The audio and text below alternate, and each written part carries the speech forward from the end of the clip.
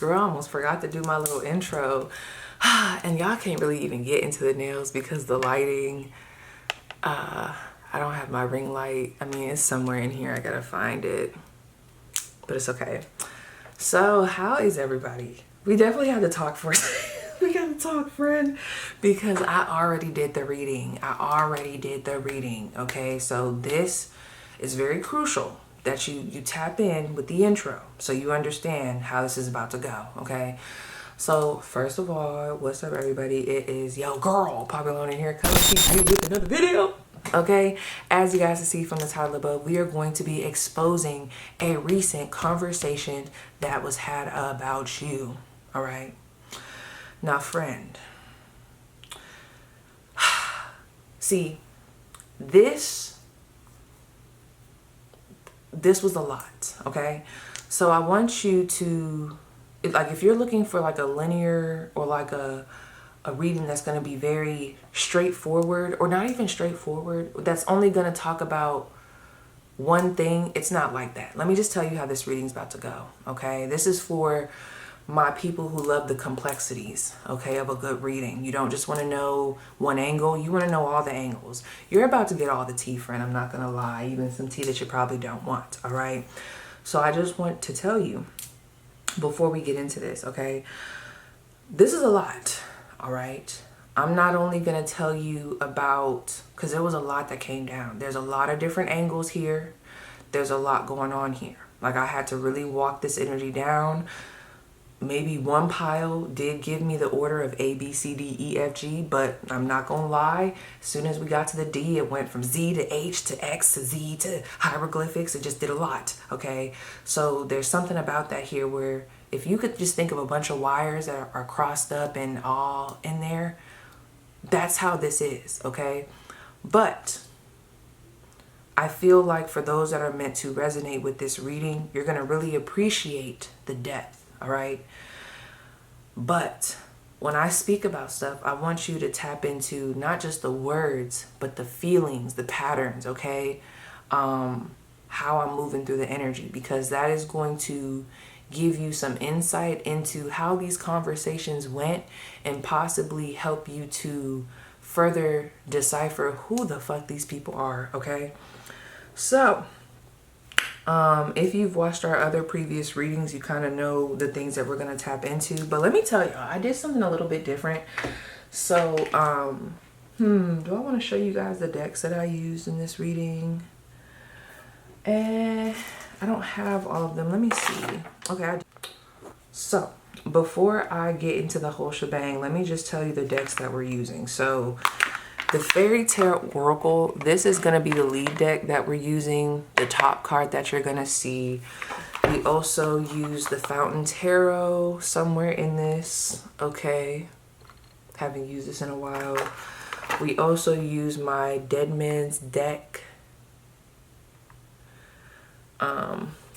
which basically is like, you know, playing cards. I'm sorry about the lighting. But you know, what else do we use? We also use the LU Oracle.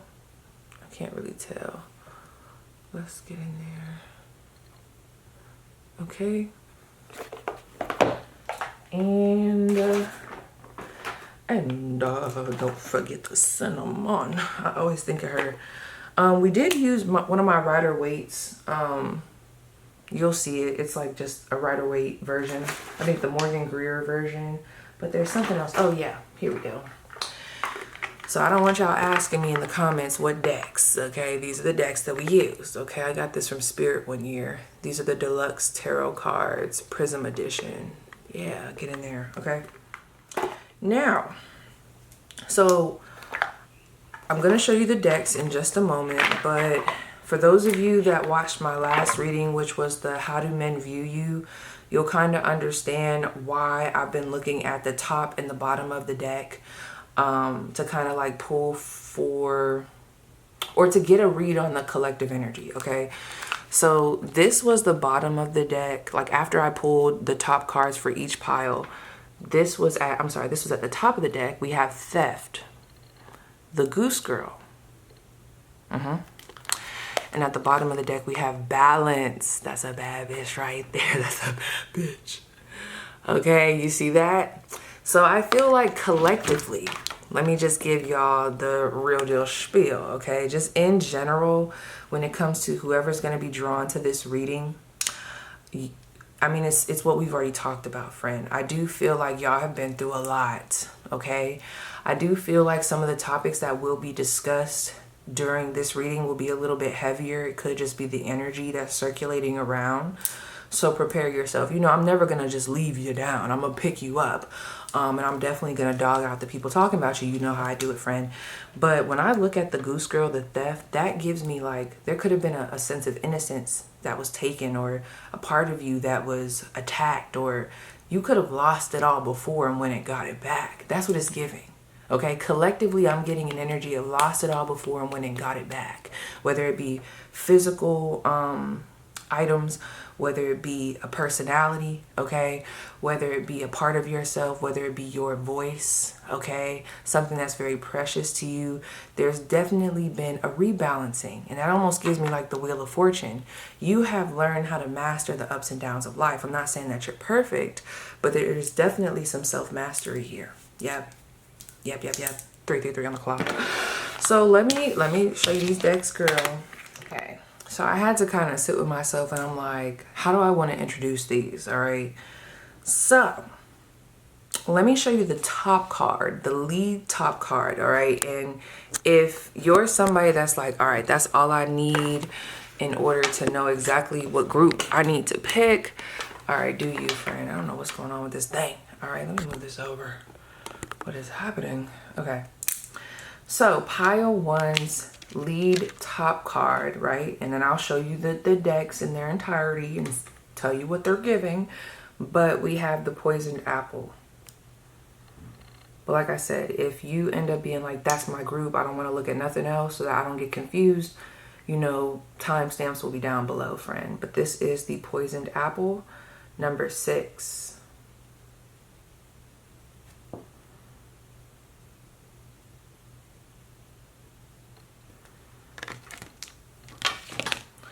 Now,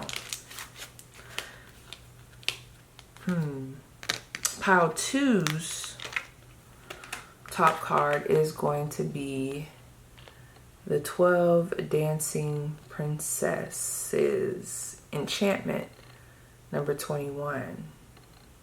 Oh, I'm sorry, I forgot to say pile 1 was definitely the word jealousy. So we have 21, the 12 Dancing Princesses, enchantment. And then pile 3's top card is going to be number 32, Sleeping Beauty Awakened.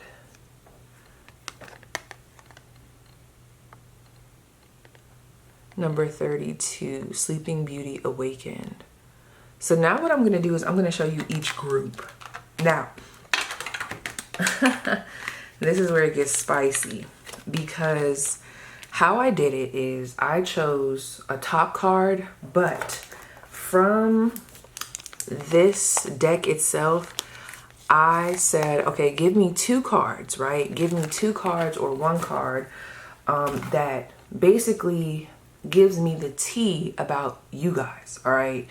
It lets me know, like, in general, when it comes to conversations that are popping up about you, period, what are the main tones of those conversations? What are the main things that are being talked about? Now, my intention was that it could be a separate message from the reading itself, but I'm not gonna lie, it seems like that was the overall general messages, or the general kind of theme, and then it did trickle into the specific conversations, okay? So anyway, this is pile 1. Again, the poison apple. Number 6, jealousy. 36, the Snow Queen, loyalty. So this is what pile 1 is giving.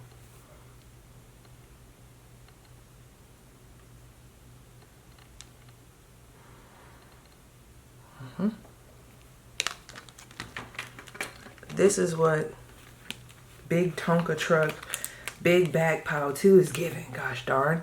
This fat ass deck. Okay. We have 21 again. 21, the 12 Dancing Princesses. Enchantment. She's a thick one. Back of the deck we have 31, the Princess Who Never Smiled, Healing. But again, I already showed you guys the top card. Choose how you want to pick. But that is pile 2. Okay. And then pile 3 is again 32, Sleeping Beauty, Awakening. These are such pretty cards. And that's kind of the back. 26, Snow White, Rose and Red, Sister Love. Okay.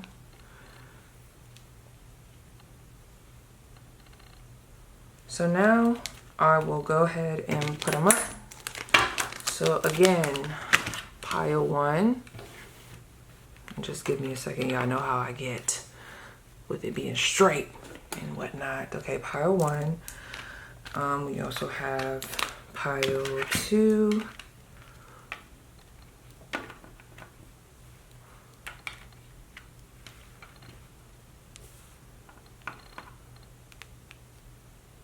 Okay, and then we have pile 3. I think I might lighten this up just a little bit.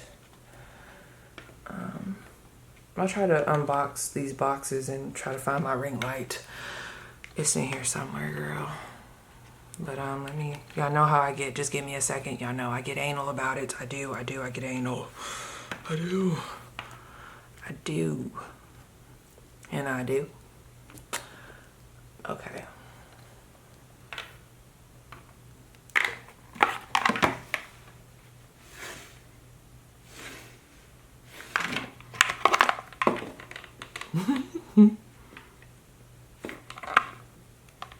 I know, Fred. I know.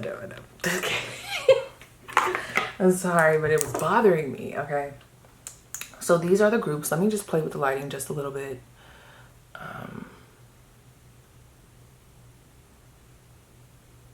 Is that better? 5, 5, 5. Or do you want a little bit? Okay. Yes. So again, you guys, these are the groups. We have pile 1, the Poison Apple. Number 6, Jealousy. Pile 2, 21, the 12 Dancing Princesses, Enchantment. And pile 3, 32, Sleeping Beauty, Awakening. Okay, so go ahead, pick intuitively, and I will see you guys at your pile. Okay, pile 1. Girl, I need my pointer, and I don't have my pointer. I don't have my pointer right now. I still got to go through all these boxes to get my essentials. All right. So let me just show you guys what we're working with when it comes to the notes. Yeah, friend. Yeah, friend. All right. So listen, let's all just take a breath. Let's all just take a... Okay. So this conversation, I'm just going to be very honest with you. And I already knew once I did this topic, for whatever reason, I just felt like the vibes that I was going to be picking up on was just a little bit darker. Not darker, but you know, the jealousy, the envy, you know, that type of vibe. I think our last one, it was very like, I don't know. It wasn't like this. This is definitely given, there's some undercurrents here. Okay. So really quick before we get started, due to the circumstances right now, you guys might hear Bliskins a little bit more. I might have to stop more than usual. Okay. But yeah, you guys, let's just take this in little spurts and little quadrants. Okay, so pile 1, I'm back. My bad, friends. See, I was just about to give y'all that spiel about how things was probably gonna be a little crazy because babe has some stuff that he had to go handle. I chose to stay home. So Bliskins, you know, was going to be running around. We got a bigger space. Got to keep my eyes on her. So I felt like there was going to be a lot of interruptions, and babe was talking, and then girl, I just got overwhelmed. And I'm like, let me cut the tape. Now, I do think that's relevant. So back to what I was saying, friend, we will definitely, for your spread, we are going to have to walk this down. The message is very clear. It's just there's a lot of moving pieces here. So I don't know if this is applying to you in a way of you're going to apply to all these situations. I don't know. We're just going to talk about it because something here, every time I try to jump into it, when it comes to describing who this would be to you, girl, it's like that right there is where it starts to get very like, you ever had a yeah, like even how I'm in it, it just feels chaotic. Like, you ever had what are those things called, like earphones that get like the wires get crossed? It's like so many wires here. And be patient with me, because I feel like everything that I'm about to say, it all applies to this energy. Okay, so as I'm talking, what I'm feeling, how I'm describing things, what I want you to do is I want you to ask yourself, okay, where in life did I feel like this with somebody? Okay, where would this apply? Because there's something about what I'm picking up on, like the wires being crossed. It's like this weird attachment that I'm picking up on. Then there's like this weird entitlement. And it's like, one minute I'm like, okay, is this a best friend or an ex-best friend? But then the next minute I'm like, no, it feels like this could be an older sibling. But then I'm like, actually, this could be, I don't know. You could be the older sibling, they could be the younger sibling, or you could even be the youngest sibling. But for some reason, some of you guys resonate with being the most mature. Like, you could literally be the baby in the family, but you're the most mature, okay? There's a lot going on here. So let me just breathe. Let's just breathe. All right. Hopefully the other piles aren't like this. I think I'm breathing more so for me. So your name could start with an I. We do have Isra and we have Blanche. Blanca. Bianca. Why is this like this? You know why this feels like this to me? I am very energetically sensitive. And who this person is, whether this is a competitor or someone who was once a partner in the workplace and you guys were going towards a common goal, there wasn't no beef, and then something went sour, or whether this is a family member, the reason why this is so uncomfortable is because I feel like whoever you and this person are, even at a distance, okay, there is like, I don't know, I really feel like you could really pick up on their energy so easily, you know? Now, for some of you guys, you've put up a lot of boundaries or you do a lot of energetic work, so it's probably not as intense, but I wonder if you've been picking up on this person's energy recently, because when that evil eye is sparked, or when this person is talking about you, or if they're crying, thinking about you, I really do feel like you can pick up on it. And it's annoying, okay? So there's something like that here. There is a psychic connection or just like a cord. And I know that could be triggering because someone's gonna be like, there ain't no damn cord, I cut that cord. But I'm just saying, friend, I really do feel like there's something here. Either y'all were very close and y'all were best friends, or even if you and this person were not besties or related, there's some type of deep obsession here that can almost be parasitic, to where it's like, it's so potent, you can pick up on it. It's nasty. There is like some obsession here. There's like an over, this person, ew. And I don't even think it's just them, because, okay, let me just pull back. Let me pull back. I gotta start from the top, because that's what I'm saying. Whatever this is, it's like when you even try to go into it, or when you even try to think back, or if you had to think back to what actually happened here, too many wires are crossed. And I feel like that is why you walked away in the first place. Okay, because that is something that they're talking about, whoever this person is. They're talking about how you removed yourself. It was very unexpected. There was a lack of closure they feel on their end. We'll get to it, but I feel like I'm jumping ahead. I feel like this is one of those stories. If you ever had to tell a friend, or if you ever wanted to vent about this, even if you want to start A, B, C, D, E, F, G, it goes A to Z to D to F to that to hieroglyphics. It's like, oh, this is like a really frustrating type of energy. So I'm sorry about that. I had to walk you through it. Now, up here. So we have the number 6, the poisoned apple, jealousy, and then we have the Snow Queen, loyalty. Let's just really take a look at this. Let's take a gander. I'm gonna have to take my time with y'all energy. I really do. Because, as soon as I saw these 2 cards, let's just be honest, I already knew flat out. It was already given that the branch off into who was talking about you, even though, and I feel like I would have mentioned this in the intro, these 2 cards were to represent more so in general, what are most people conversating about when it comes to you? Like, what's the main conversation point? What's the topic? And then this was just going to give me like a general, what's the tea, what's going on in your energy, how are people viewing you type of thing. And then it was going to branch off into a specific conversation, right? That could be related or could not be related, but it feels related to me.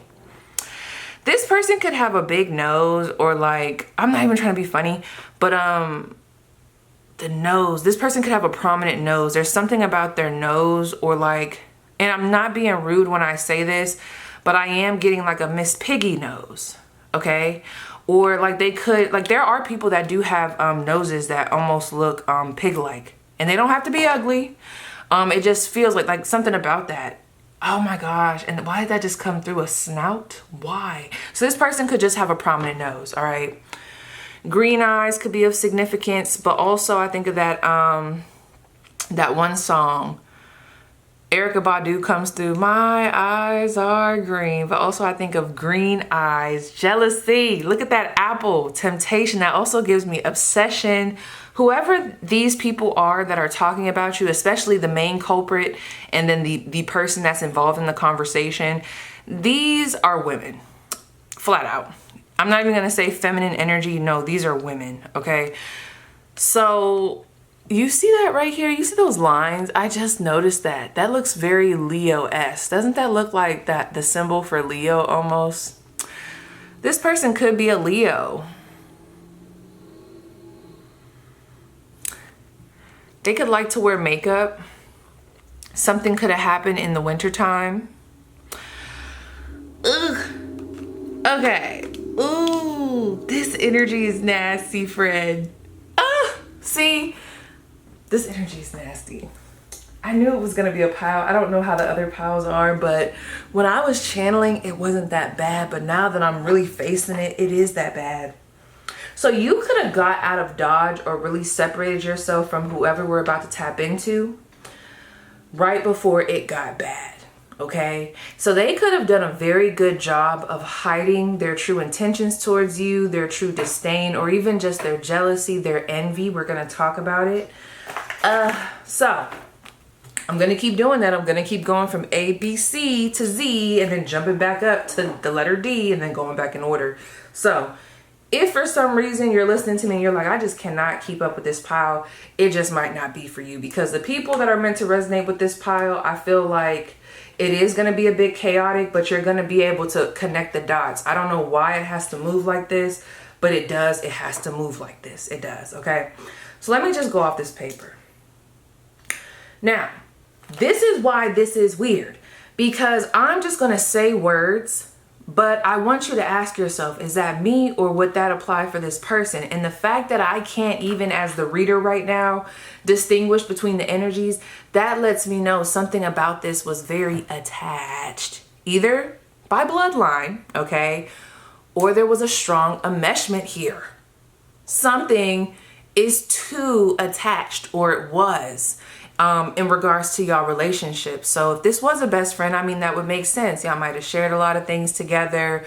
XYZ exchanged a lot of energy. Somebody here, friend, I ain't trying to call you out, but you could have had a platonic best friend that you did engage in some type of sexual activity with. It doesn't feel like you guys went romantic with it. It feels like it would have just been like a fun little instance, like maybe y'all kissed at a party or something.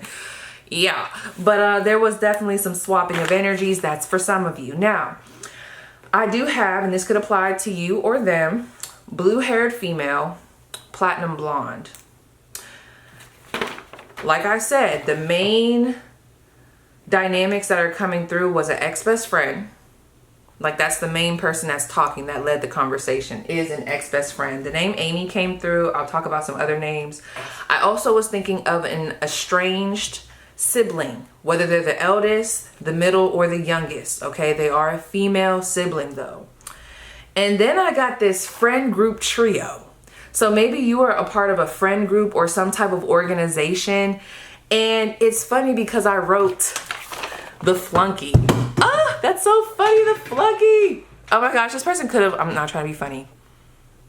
Someone could be a dropout in some way, shape, or form. I won't say whether it's high school, middle school, or college, but that it just came through. And diddly daddling just almost came through. It's a lot going on. Delaney is coming through, but let me tell you what I get from this. This is gonna sound mean, but this is how you'll know. There could have been a group that you were a part of, even if it was an organization. You and one of the people that are in this dynamic, or both people, right? You would have known them. One of them you would have been more close to. This would have been the person that you called a friend, or you just spent more time with them in this organization. And then there was that flunky, you know what I mean? Or that other person that was in the friend dynamic, but maybe they were more left out. You know how a lot of times in those friend groups where it's 3 people, 2 of them might, you know, they might be closer. And then there's that other person who might want to be close or want to be accepted, but they just feel left out because maybe you two are closer. Well, now that you're out of the picture, it's like, here they go. It's my time to shine. So that is also another dynamic that's coming through. And then that last one, something here about work competition or 2 people going after a similar cause, but maybe something went sour in the business partnership. All right. So anyway, the name Taryn came through. Tyranny, Tarine.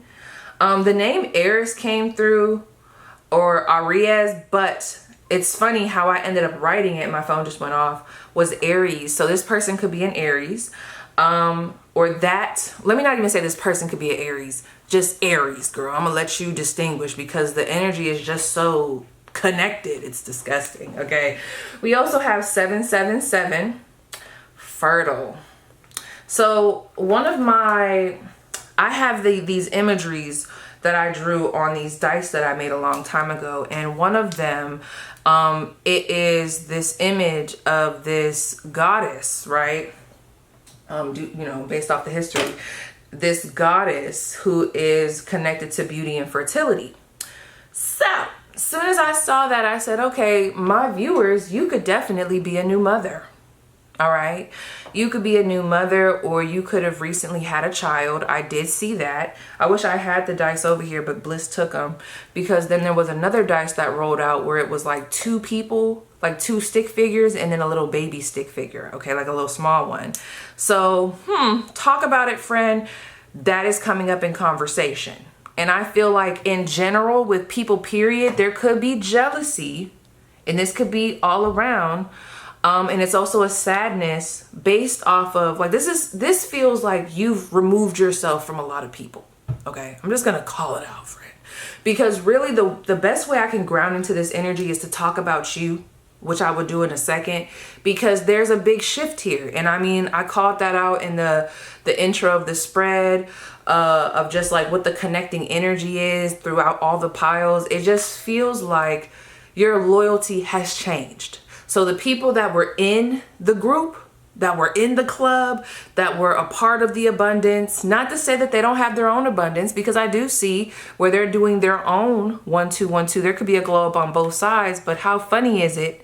Why this is so irritating or why you're so irritating to this individual is it's almost like you're not acknowledging them. You don't need them. You seem to be doing fine without them. You're just kind of moving. So yes, and that's what I don't like, because it shouldn't matter unless there's a competition here. You see what I'm saying? Like, this is nasty. Somebody's gonna know. Whoever this is meant to reach, they're gonna be like, okay, P, you hitting it. I know I am. It's gonna be very chaotic to some, but you're gonna know what I'm talking about, all right? Woo! Because I do feel like you guys are naturally attractive, and there could be a major glow up that you've had. And it doesn't feel like this randomly happened one day. It feels like this has been in the making. There's levels to this. And in this, your loyalty and who you have in your life has shifted around. You could have new friends.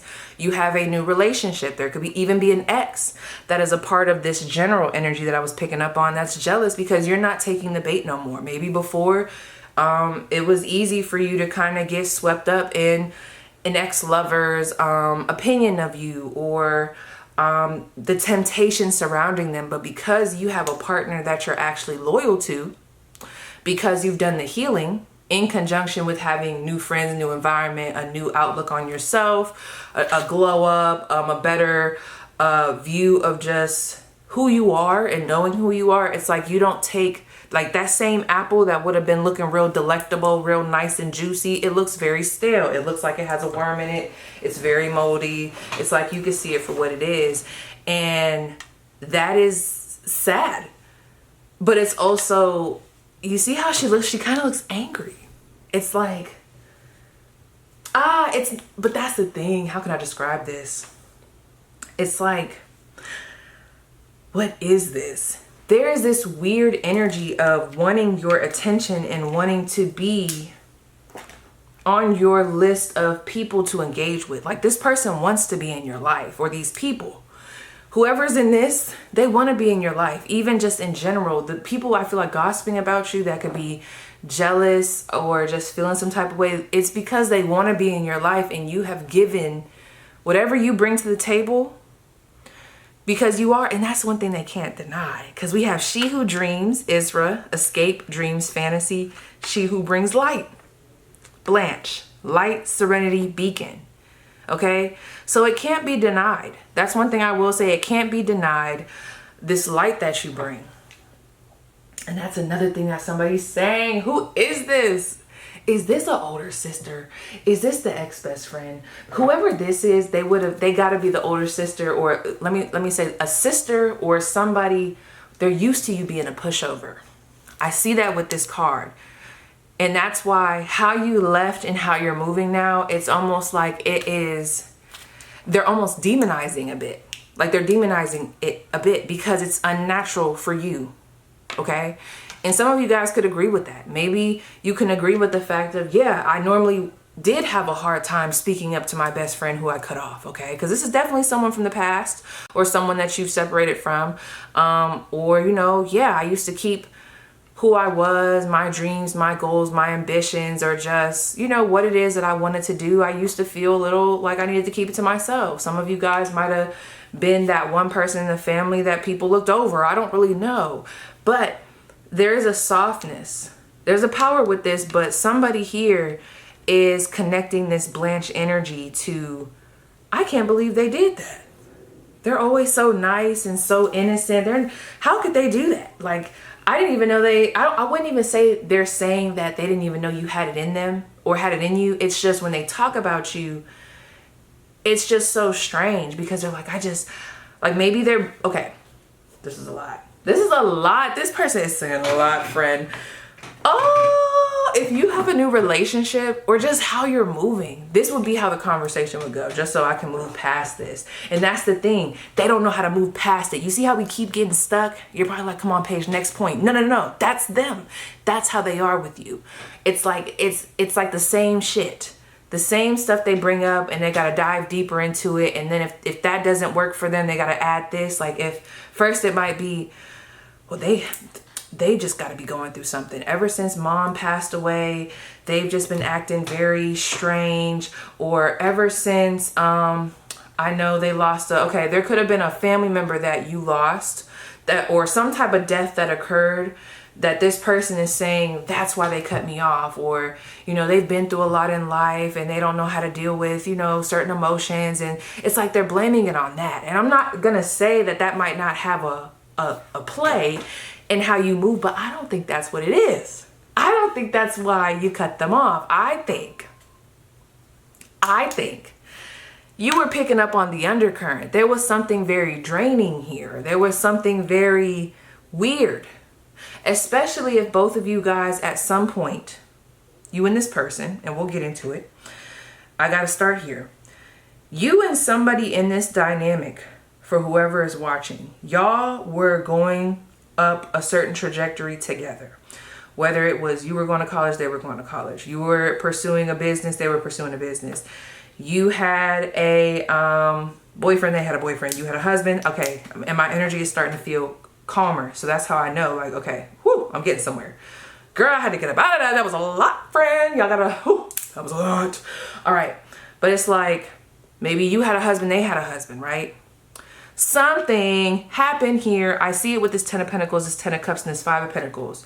Maybe, let's say I got Sasha and Serena, okay?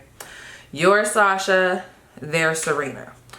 You guys both have your husbands, everything's going good, or boyfriends, you're dating, you know, everything's going great. Y'all bond over a multitude of things, healthy things, maybe even things such as you and your partner have y'all scuffles, like y'all have y'all arguments, you know. It's nothing too crazy. It's not like there's a trauma bond here, but you know, at some point y'all were able to talk about these things, you know, because that was the confidant. You guys were confidants. Someone here was a confidant friend, they were. But let's say Serena, her husband, or whoever she's dating, it's like something has gone further. It's dipped a little further. It's not just arguments now. It's like now there's separation. Now there's cheating. Now there's all these things. And then it goes into a whole, yeah, and I was picking up on that. Somebody lost a home, or there could have been a burning of a house. There's definitely something here about a tragic loss. But anyway, with this 5 of Pentacles, going back to the analogy or the example.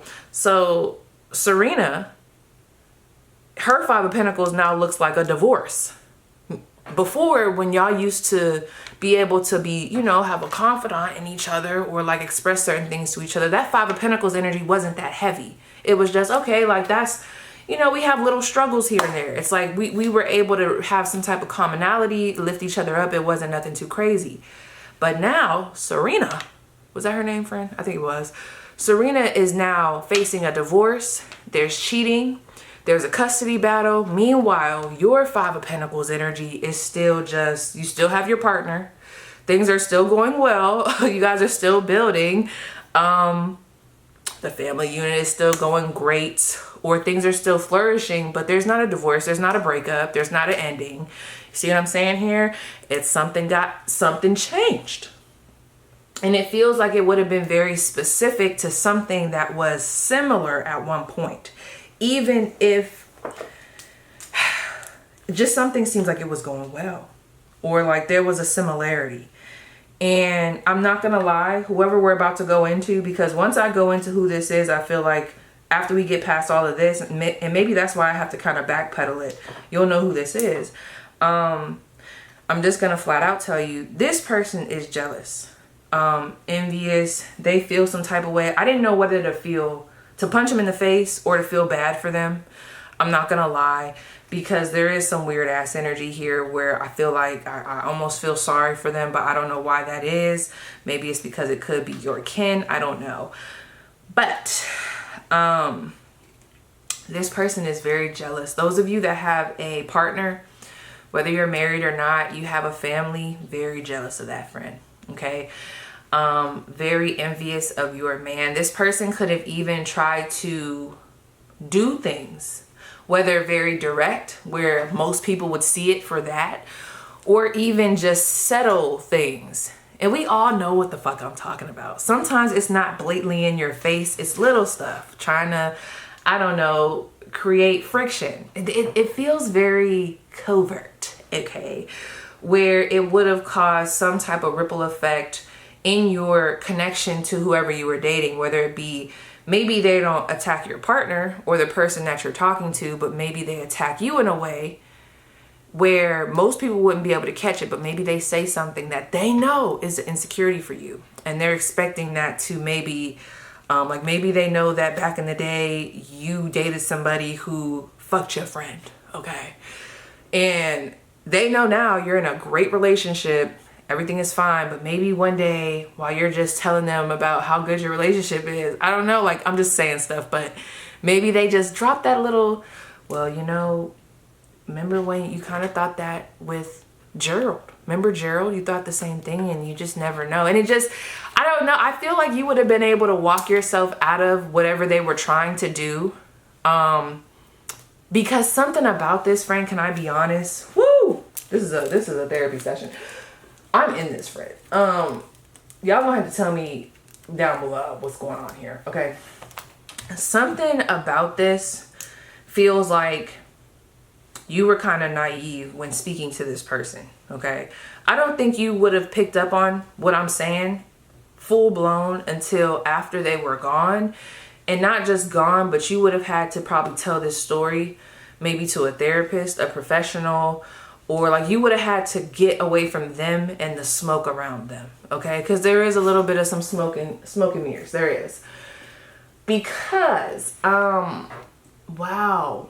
I feel like something about y'all feels very naive in that moment. Like wherever this conversation happened in time, it feels like you probably just would have been talking to them. And after they said something like that, meanwhile, you didn't even realize that, oh, they're throwing shots, friend. And you're just like, yeah, you know, you're right. I don't know. There's like some real manipulative shit going on here. Anyway, because even as I was about to go into it, it's like I could see it in my mind. But like even going into it, it's just like a mind fuck. So let's just generalize it like that. I do feel like this person had a tendency to mind fuck you, but this wouldn't have been blatantly in your face. You wouldn't have really connected the dots until you got them from around you. And it would have been like, wow, you're very manipulative type shit. Okay, let's keep going. Okay, with this, with this winter, and also with the dice that I saw, I did see my Aquarius, Pisces type of axis. So that could be of significance, or that time frame. Spiteful, house fire. Okay, someone could have had a non-profit. And the way why did I even write that like that? I wrote non-profit, but the way I wrote it though would have been like profit, like a prophet or prophecy, you know what I mean? So this person could have also been, I don't know, friend, there could have been some jealousy around your gifts, maybe your faith, okay? This person could have been pretending. That's another thing. Going back to business, because I'm not, you know, I already know that some of you guys do tarot, or you have spiritual businesses. And again, going back to that partnership, or someone who could just be in the same arena as you. They could literally be someone that's pretending. It's like that fake spirituality. Yeah, it's giving anyway. Whoo! I also have house arrest. Now, when I saw that house arrest, because with all this 11th house that I'm seeing in these dice, I was thinking about the ankle. Okay. House arrest. Now, some of you guys could resonate with that. You could have been on house arrest at a point in time, but I also feel like when I think of house arrest, just in a general stance, right? I think of someone who might be limited to a specific space. They don't really have many options. It's like they have to have a certain routine. They have to go to this job.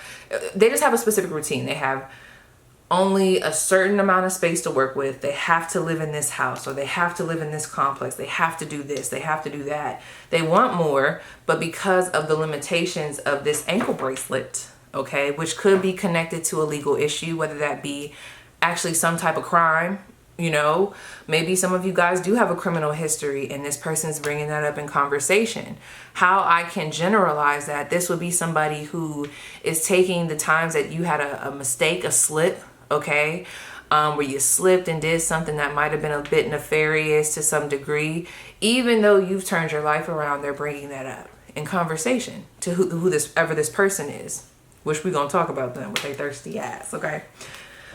But also when I think of, oh, wow, that's nasty. There could have been, my bad y'all, my camera went out, but there's something here about trying to attack you from the left, so you had to end up using your right. You let me know what you think that means. I'm kind of blanking. I don't know if the left would have been more of the intuitive. I don't know, but I'll let you guys kind of formulate that. This person was definitely doing some sneaky ass shit. Somebody here is doing something that I don't like, because whenever I'm about to tap into it, it's like I draw, not a blank, it just gets foggy. You know what it reminds me of? It reminds me of, y'all know what it is. It's just that evil eye. It reminds me of that. It's just that evil eye, that trickery. It's like a smoke. I don't like that energy. I don't like that. We're gonna rebuke. Okay, give me 1 second. I did write that down. Ooh, I did write that down. But yeah, going back to that house arrest. Yeah, you could have been confined to a house or like a certain situation, and this person could have been, you know, a part of that. Maybe y'all lived together. Maybe they were, yeah, because something here, it's like they're leaning on you. And that's what comes back to this jealousy and this loyalty, where it's like, now you're giving that to someone else. Now I'm not a part of that. Maybe you used to help this person out. You know, I don't like that opportunistic shits. What else came up was Real Housewives of Beverly Hills. Does anybody watch that? Okay, I just got into the Real Housewives of Beverly Hills, and I'm starting from the beginning, right? I want y'all to tell me what, if you know what I'm talking about, okay? I want y'all to look into the Real Housewives of Beverly Hills. Even if you don't watch the full episode, I want y'all to go to season 1, and I believe it was episode 9, okay? Where Camille invited the girls to her home, and she had her friend there who was also a psychic. And I think her last name was something DuVoe. Okay, so that last name, I'm also thinking of like Louisiana DuVoe. Okay, and I'm getting those last names that be like D-U-B with the O, the I, the X's. You know what I'm trying to say? Let me tell you something. I want you to go watch that scene, okay? Because I was getting someone with orange hair. There's something here about cigarettes, cattiness.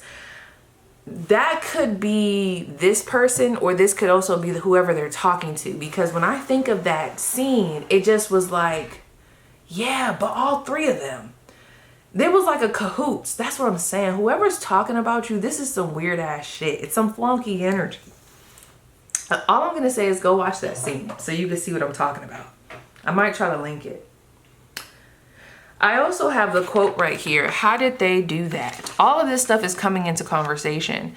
So again, if you went from being on house arrest, whether that's figuratively or literally, you know, you were confined to a specific circumstance. It's like I got moved. Okay, you could have also got an ankle tattoo. There's something here. And when I think of that too, it's like that's new, an ankle tattoo. There's new permanence somewhere, okay? Maybe there was a new windfall of money, which they're also talking about with this 11th house. You could have a side business or some type of side venture, something that you've done, or ooh, ew, this person, they feel slighted. Did you not tell them about something? They feel like, how did they do that? Where did they get that money? They didn't tell me that they were doing that. They didn't share that. That's what I'm saying. Why are they so involved? What is that? That is nasty, whatever I'm picking up on. I'm also seeing a boundary, fighting for same cause, loss of mother. Just can't tell who that's for. So now that we got all that bullshit out the way, right? Oh, that was a lot. And I know it was kind of like all over the place. Actually, before we get into it, let me go take a breath. I need some water. I do. Let me go get me some water. My ear's hurting for some reason. Let me go get me some water and I will be right back. Okay, I'm back, Pod One. If you are muscling your way through this, I commend you, friend. Okay, I can see why you got this person about a dodge or why you don't associate with them. Because for some of you guys, this is family. This is a piece of work. And I know what I said earlier about, because I do still feel like that. I do feel like there could be a strong energetic cord here. Even if you cut it, I just feel like you can naturally tap into this person's energy. All right. Like there's a psychic, like you guys can tap into each other. I don't know. This person could even be showing up in your dreams, but it's so funny. It didn't feel, it felt intense. I already knew it was going to be like, you know, but now we just went full blown nasty swamp. I'm like, yo, and maybe that's because you've put so many boundaries up with this individual that maybe it just felt so distant. Okay. It did feel very protected. It's like, and I just seen 0101 on the clock. So now that we're just in it and we're facing it and we're really like going in there, because some of you guys, you just don't go there. You avoid this person like the plague.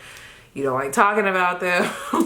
You're like, I've disowned them, block. It's like, maybe that's why it feels so nasty, because this has been something you've been avoiding even tapping into. Sorry, we're here, friend. So let me see where I want to go. And I feel like with this person attacks, there is a lot. This person has so much jealousy, but it's not just over one thing. It's over everything. You really changed your life. So let's just talk about this. Who this person is, this is definitely someone from your past. I do feel like there could be a lot of karma connected to this individual. I also feel like whoever this person is, again, they will fall within that category or those categories that I mentioned already. Okay, you gotta rewind it, friend, to find it in all these damn wires that got crossed. Okay, but when I look at that, ew. Hold on, friend. Wait a minute. Let me look at this. Hold on really quick. Oh, shoot. Oh! Friend. No, no, no. No, no, no. No, no, no. Interesting. I'm sorry, I had to look at that again. Something just hit me. Okay. So I read that as a South Node, but it doesn't even matter because now it's making sense. I mean, it already was making sense with all these 11th houses. So let me just tell you, this is a lot, Fred. I'm so sorry. I'm so sorry. I keep getting flabbergasted. And let me tell you why I think that keeps happening. This person keeps a very close eye on you. Okay, there is an obsession here, and I feel like every time they try to dip into a conversation about you with whoever this flunky is or whoever else will listen,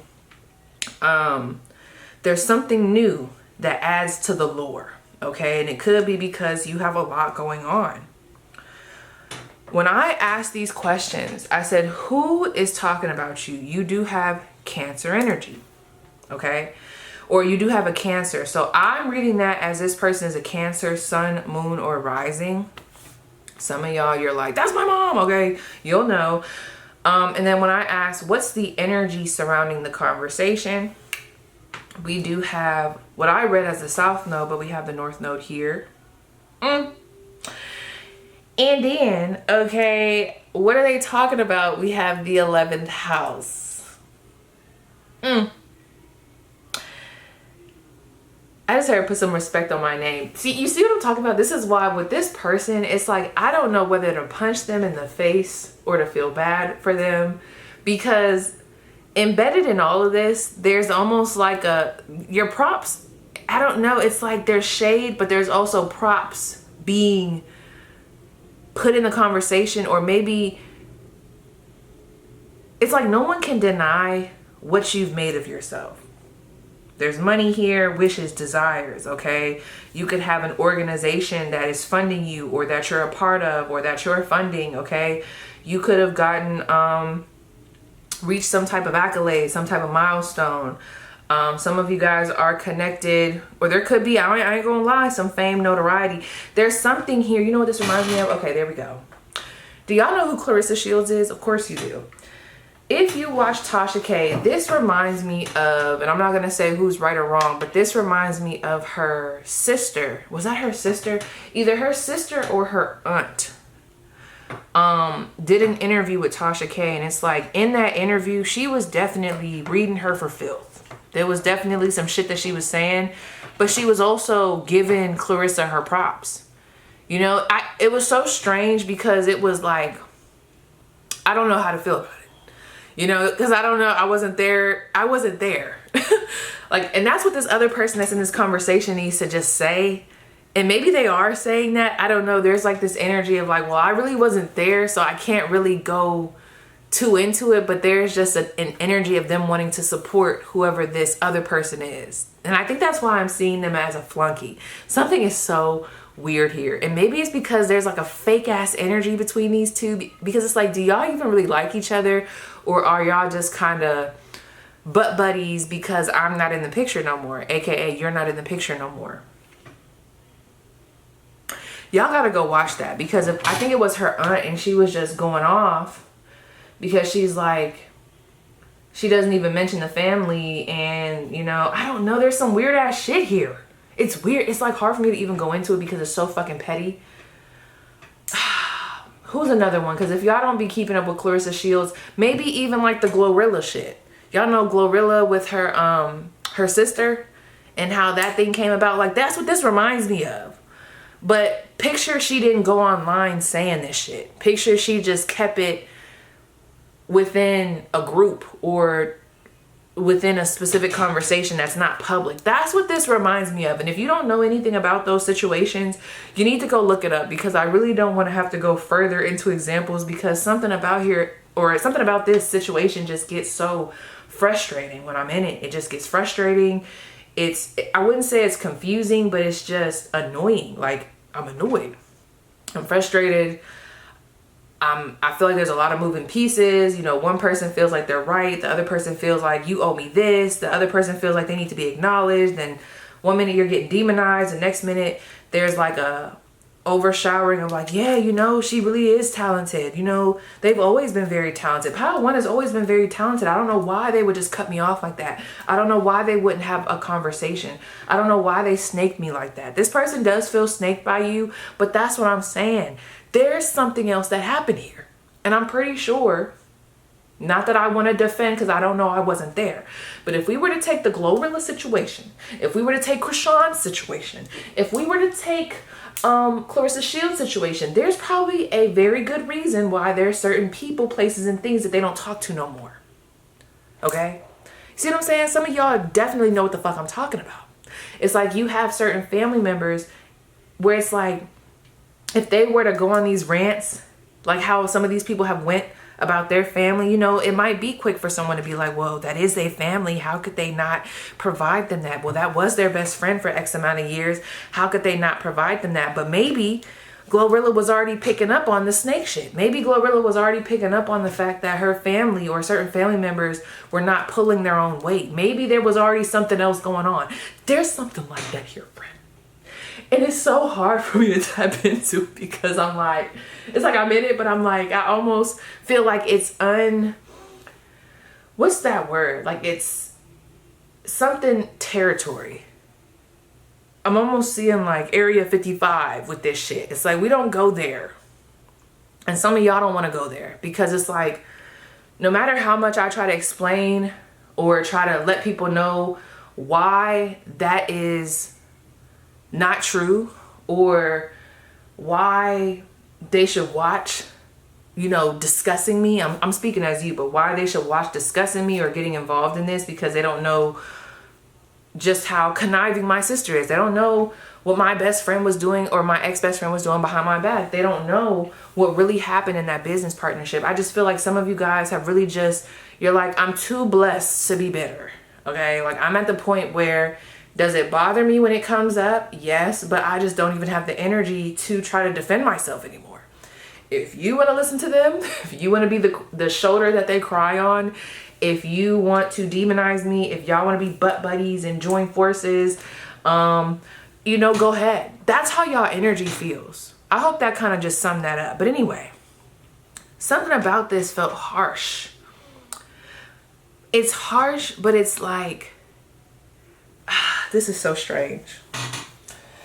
There's a lot of people here, friend. Well, I won't say a lot of people. I just, you know, going back to these dynamics. Ex-best friend, a strange sibling, a friend group, you know, an old work partnership, right? Y'all should see how my hair is. I just had to put it on top of my, like the bun is just on top of my head, girl. And how I'm talking, I hope you can feel my energy, because that's how this feels. Like, this should all give you insight on how this conversation goes, because there are some people, or there's someone here that I feel like this person will talk to where that other individual will keep it real with them. And I don't mean keep it real by just taking your side, but they're very stern, okay? Because I see it, because I said, who else is involved in this conversation? It's a Capricorn. So we have a Capricorn and we have a Cancer, okay? Aren't those opposites? There's a lot of like opposing signs here coming through, or like sister signs. But anyway, they're both talking about the same thing, which is the 11th house. Now, somebody here with this Saturn, okay, it's like I'm getting some conversation about, like, for example, how one of the conversations could go. It's like, my sister, you know, she left me. Yeah, because now I'm thinking of Kyle. Y'all know on Real Housewives of Beverly Hills, I'm thinking about those two, Paris Hilton's aunts, Kyle and her sister Kim. I'm thinking of them. Look them up. Kyle and Kim, Real Housewives of Beverly Hills. Yeah, it's a lot of that going on. So I wonder if this is one of those dynamics. Someone that you saw as a sister or something like that. I don't fucking know. But it's like they could be expressing what happened to this other person. And of course, because they don't know you, you know, maybe this person doesn't know you at all, but they're their friend. And that's who their loyalty is to. Their loyalty is to their friend, which right now is coming up as your op, okay? Whether they're your sister, friend, ex-friend, whatever the fuck, or not, okay? And it's like, they're like, why would they do that to you? That's crazy. I would never treat my sister like that. I would never. It seems like she just got, you know, she had her own business, got her money and everything, and she just kind of left you in the dust. I can't believe that you've done so much for your sister and she just left you like that. You got to know that that's going to come back on her. Like, you see what I'm saying? There's a lot of, like, see, in that situation, I don't want to, I don't know if I want to punch that other person in the face for you, because I feel like they're just trying to be a loyal friend to whoever this person is that I feel like is directly connected to you, okay? This Cancer energy. I'll just say this Cancer energy, this Cancer person.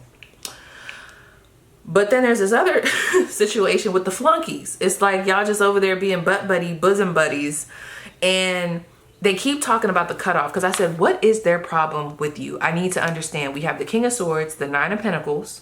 So this to me is some type of discipline, okay? There is something here about your execution. There's something here about a strong judgment that was made, a decision that you stood firm on. Maybe they're not used to you keeping the boundary. Maybe they're not used to you really, maybe you cut somebody off from some type of money. It's like, I'm for real. Like, this is the boundary, this is what it is. Or maybe you've blocked them. Okay, there might be some type of access, but really no, it's like, that's what it is. Case closed. I'm not talking about it. It's like, this person has a problem with that. They're like, I can't believe they won't have a conversation with me. I can't believe that they're just going to leave it there.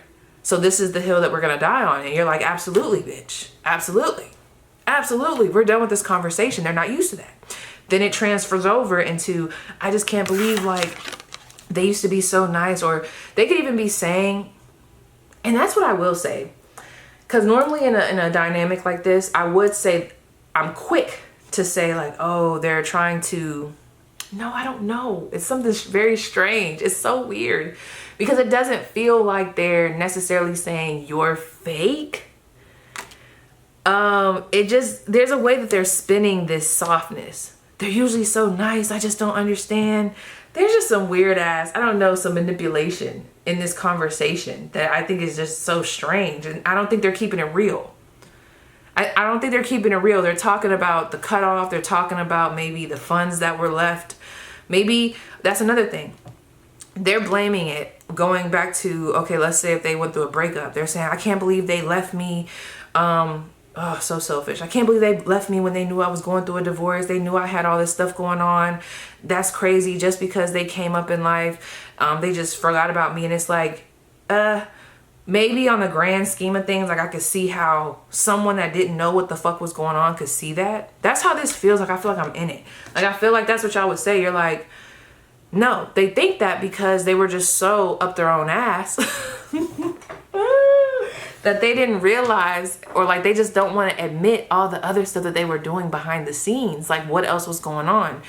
They're making it about them. And that's probably why you had to move around. This person is just, there's like a delusion here. Something here is really delusional.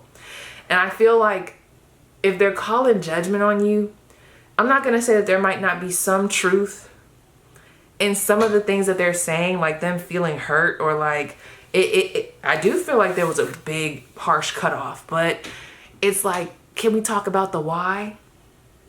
Cancer energy, whoever you are, can we talk about the why?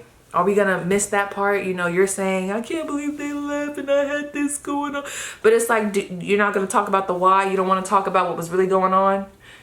You don't want to talk about how you were really a hidden enemy. You don't want to talk about that. You don't want to talk about that. Are you upset that they found you out before you got to really execute your plan? Like, what is it? What is it really? Okay.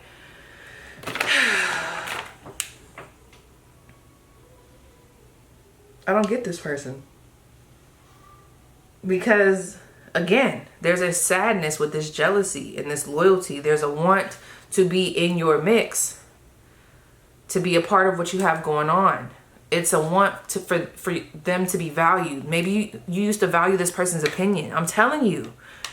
That's why I said this could have been an older sibling, but I could see it being either way. Because whoever this was, I feel like they did have some type of control, or maybe you saw them as someone that you would look up to, like you would take direction from them. Not because you were trying to be a pussy about shit. I don't know. It just feels like, I don't know, you respected them, and I don't know, someone was exploiting that shit. This is nasty. This is nasty. So I did write someone that you were very close to. Okay, they could have been present at a time where you were going through a lot of self-doubt, lack of confidence. There could have been some humiliating experiences. Okay. Fantasies, confusion. Okay, I did write down a fire. Someone could have went through a house fire. Like, I feel like whoever this is, they could have been around to see a lot of stuff that has occurred in your life. So I don't know why I think they're missing it, friend. Because I feel like, I got to keep going there. I feel like if someone was listening to them talk and they didn't know the real, they would be like, damn, that's fucked up. That pile one left you. That's crazy. You were there for them when that happened. Wow. And it's like, I get that. Like, even as a reader, I can see that. Y'all probably did go through hella shit, but it's like, are we missing the undercurrent? Are we missing the nefarious activity? They know what they did, and that's what I'm saying. They're being manipulative. Anyway. Yeah, you liberated yourself. You got great gains from profession, large amounts of money, side ventures, friends, groups. Yep. Yeah, this person feels cut off from your money too. That's a big thing. I've been trying to say that this whole reading, and they were blocking that. Cut off from your money. That's what I'm saying. Why are you so focused on their money? That's one thing I will say. Both of these people are talking about the 11th house when it comes to you. So your name could be traveling. Your accolades could be traveling. What you're doing could be traveling around town, around organizations. That's why I said this could be an organization. Okay? This could be a few people from the organization.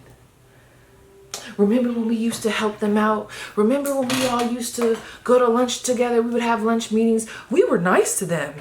But it's just some real phony ass shit. This reminds me of the movies. I just can't, friend. I can't. I'm trying to explain this to you, but I keep getting irritated. Because I'm literally seeing people try to play nice. Like you didn't, like you weren't doing nefarious ass shit. Don't try to sit here and act like you didn't, like y'all wasn't doing weird shit to pile one. You were.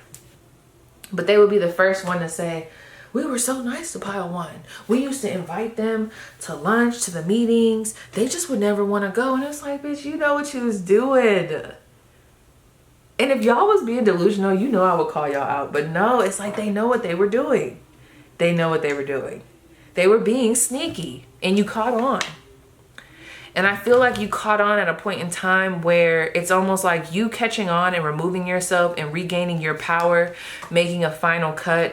It just feels like at the same time that happened, they also were experiencing some type of Five of Pentacles situation or some type of loss. And it could be the loss of you. It's like when you left, they knew that whatever abundance or accolades came with these 11th house gains, they could no longer have that. Nope. Nope. And at first I thought this was the 10 of Pentacles. This is the 10 of Wands. That's their problem. They keep saying, how did they do that? I'm not going to say that they're saying that you have it easy, but there's some jealousy here. there's a comparison here, and I just don't know why. I do know why, but I just don't know why. And I just literally thought of Kim and her sister. Does this person feel like they sacrificed everything for you and like you owe them something? I don't know. Like, it just feels weird. But it's like so much time has passed. We have the same 24 hours. Like, that could have been something that you could have said back in the day, but it's like you have to take ownership. Like, this person needs to take ownership. Everybody needs to take ownership. They gotta take ownership. I can't. Anyway, yeah, this other individual, this Capricorn, how they were coming through, this could either be like, if by chance you know that this is like a group that you used to be a part of that has a Cancer and a Capricorn in it, this person could be a little bit older. Like, I feel like whoever this is older than the main person that you would know, but they could either be their childhood friend, or if, again, this is that trio group that you were a part of, this would be also one of your childhood friends. Like, both of these people could have been childhood friends. But yeah, at most, they're definitely a childhood friend of that other individual. Oh my gosh. This person is bringing up in conversation, well, you know, they lost their father. You know, Pile 1 lost their father. That could really be, you know, playing a part ever since they lost their dad. I don't know what that's about. And the supporting details, Aquarius, first house, the first house again, Capricorn energy. You have really been disciplined. This is giving me evolution of self, full glow up, okay? I'm thinking of a lot of electricity, sudden and unexpected, okay?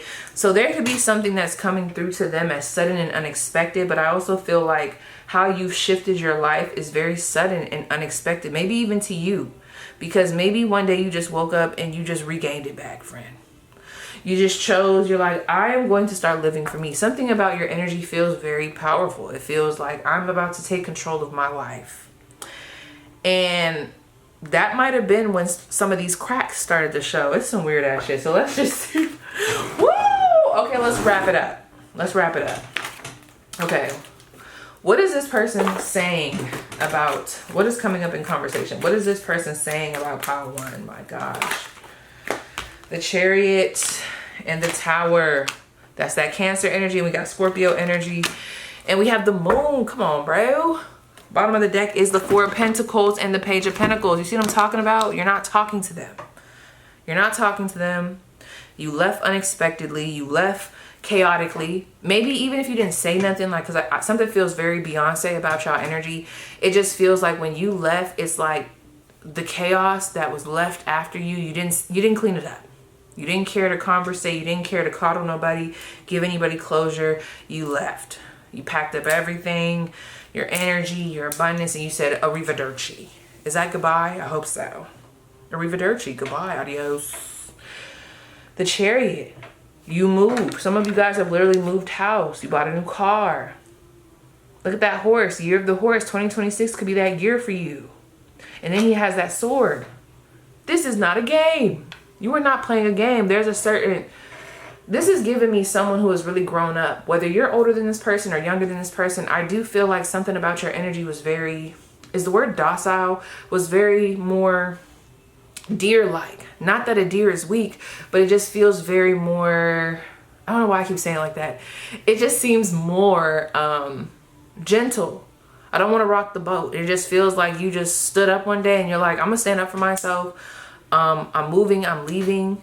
I don't need anybody else's opinion about it. Maybe you even made a big move without telling anybody, and then people started to show their ass. That's what I'm saying. I don't know who you are, but I do feel like the people in this, they were used to you not really being in this King of Swords energy where you kind of take control, or you level up, or you have a firmness about you. You're very adamant about your boundaries. There's a strength there. They weren't used to that. This person definitely wants to come back. They do talk about that, how they've tried to talk to you. They tried to reach out, and you're just very, some of you guys have been very even mean. That's what they're saying. Like, oh, they always snap at me, or anytime mom has told me that she tries to bring me up, they're always so snappy. So that's what I'm saying. Like, I feel like if it applies, where some of you guys have to talk to this person or you have had run-ins with them since, I feel like this would have been your energy. It's like, you see that? Whew, that's ferocious. I have to be honest,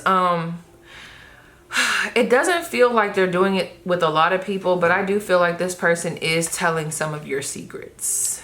Yep.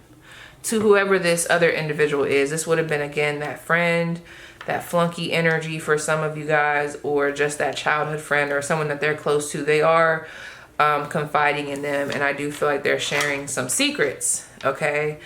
And it's all because they're salty. You're not talking to them. You have, look at that devil energy. And it literally says demon. Ew, get out of here. Four of Pentacles. This person is so, this person is so obsessed, bro. They just want to be around. And you cutting this parasite off has it like squirming and just, it's just nasty, bro. So there's so much I could say off those cards, friend, but I'm not going to lie. I don't even want to stay in this. I just went in circles and it was so clear. Like the message was clear. Well, I don't know. Maybe not y'all hearing it. I'm talking about outside of speaking about this. It was so clear. I could already tell it was some weird ass shit. It just feels like a lot of chaos. And it feels like it's all this person. Like they're just a tornado. They're just this strong ass tornado spinning up. And they don't know. I mean, they do know. Because woman and I wanted to say like they don't know whether to like you, love you, hate you, congratulate you, uplift you. But it's like at the same point as them uplifting you, they're like tearing you down at the same time. They're attaching themselves to your success, but then they're also putting you on a pedestal, but then shrinking that. It's just some weird ass shit.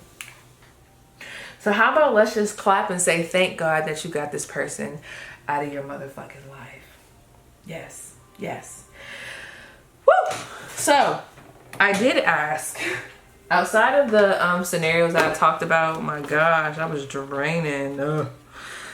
Ew, they're nasty. But you asked, friend, you wanted to know about the conversation that was had. Blah. Nasty, nasty. Let me see this fifth house. The mind, children. You guys could have played sports together, something here about spiritual. But really, when I saw the fifth house of where you would know this person from, I kept thinking about leadership. And why that came through was like this person, I gotta be honest, they felt, when I say ahead of you, I don't want to just say better than you, because that's one thing. Although we have all this sickly, nasty energy, like I'm not going to deny that that's not probably embedded in all these wires and worms and shit. But it more so feels like there was an ownership. Like there's some type of ownership that this person feels like they had over you. Where it's like they were like the leader, you know? Like they were the boss. They were the more dominant one. And then you kind of just regained your, or like you found your power, you removed yourself, you started a family. Like this is that type of energy. Like this would be that friend that gets jealous that you're in a relationship. Even though you guys are strictly platonic, there's something there. They're just so attached to you that when you get in another relationship, it's like they're taking it personal. This is that sibling. You get in a relationship, you're starting a new family, they're taking it personal.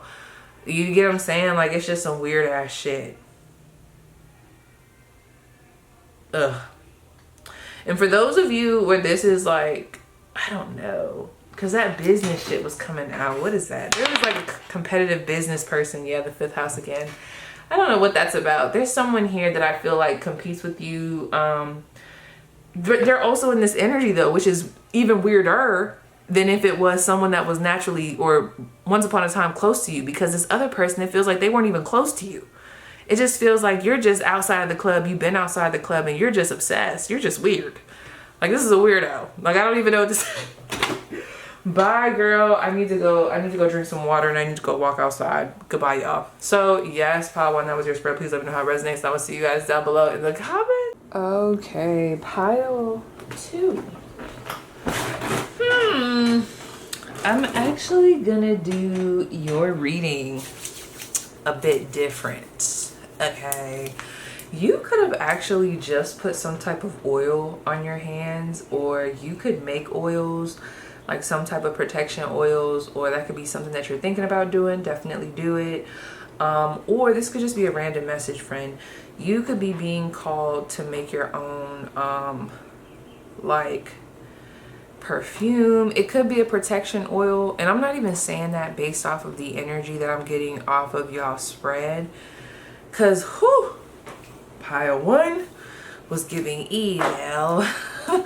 Y'all not giving that right now. This is just, I don't know. Okay, so I don't know. So that could have just been like a intuitive drop that wanted to come through. There's something about like tinctures, or like putting some type of oil in some type of tincture bottle. I don't know, like if you needed some type of confirmation that you should start that, or maybe instead of buying a pre-made oil or resin or something like that, maybe you should make your own. There you go. Okay, so y'all already know, normally I don't do these like this, but I am gonna do it for you guys. So let me tell you what I'm picking up on. So there are 3 conversations that I am picking up on. All right, so definitely prepare yourself. But let's just start with these 2 cards. I do not want a repeat of number 1. So let's try to like simmer it down. All right. So these are your 2 lead cards. We have 21, the 12 dancing princesses. And that's funny because 12 and 21, they like kind of, you know, they're like opposites, 2 and 1. Enchantment. And then we have 31, the princess who never smiled, healing. One of these people that I'm picking up on, you might not have been around them, or there could be something here about 10 years. Even if you have been around them, there's something here about 10 years, okay? There is a family influence here. You could have went to the circus a lot when you were young. I'm also thinking of the movie Dumbo. Wow, there's a lot coming down. Okay, okay, everybody back up, slow it down, hold on. The movie Dumbo just came through. I'm getting a lot here. I just got performative off of this, right? Okay, I gotta slow this down. Every time I tap in, it gets deep. So basically, what my intention was, let me just dial it back. What my intention was when I pulled these 2 cards was to just tap into y'all energy. I was like, okay, what's the T basically on each group? Like, give me 2 cards that represent them, that will tell me what is the main thing people are talking about now when it comes to whichever group. Like, is the word synopsis? I can't even think right now. Oh, and I think that's the energy of one of these people. They're like, whoa, like I can't even, they're like a little shocked. I don't know, you look different. You look different. You're moving different. You've healed a lot. That's what I'm saying. I don't get the worst vibe here. But anyway, that's what these cards represented. So we have enchantment and we have healing. Now, of course, these cards, I feel like all of them have this like sad type of influence. You guys, before I get into this has been happening this whole reading. I'm gonna try to ground myself. I feel like I'm grounded, but there's just a lot coming down. Okay, something about the desert. Texas could be coming through. I didn't want to say that, but like that area, like I'm thinking of, and I don't know, my geography might not be the greatest right now, but I'm getting like, what is that over there? Is that like Colorado? I'm getting like the New Mexico area, Arizona, that could be relevant. Kansas, that could be relevant. You could really like flowers, but what I want to say, because I'm seeing it so clear, do y'all remember those boxes of animal crackers? They used to come in like a circus box, but like they would have a little string and then it'll be like a little rectangle. Do y'all know what I'm talking about? Like it would literally be a rectangle and you would carry it like this, but it would be like a string and there'll be these like animal crackers in there, shaped like animals. I keep seeing that. Yeah, so this is the thing. There's something kind of sad here. So let me just be honest. Now, you don't have to agree with what some people are saying or the angle that they're taking, but let me just off rip tell you the dynamics. Before we get into the signs, let me just tell you the dynamics I was picking up on. Woo! I got a strong, there was definitely a strong X energy, okay? There was. It was giving tomato, tomato, tomato. Because I kept seeing a big ass dinner table, or like a function, a dinner establishment, or some type of get together. I also feel like this would have happened around the eclipse. But you know, it's gonna sound so crazy, but I'm seeing this dinner table and I feel like it can apply, like both scenarios can be your message, but just in different, it's happening in different areas, because I'm getting an ex or an ex-lover. Let me say that. An ex-lover and their family. Like they're talking about you, like someone brought you up at the dinner table. Okay, especially if you have an ex that's a Virgo, because that sign did come out specifically. They were talking about you at the dinner table. All right, they could have specifically been talking to their dad, but that did come through, right? There was some saltiness there.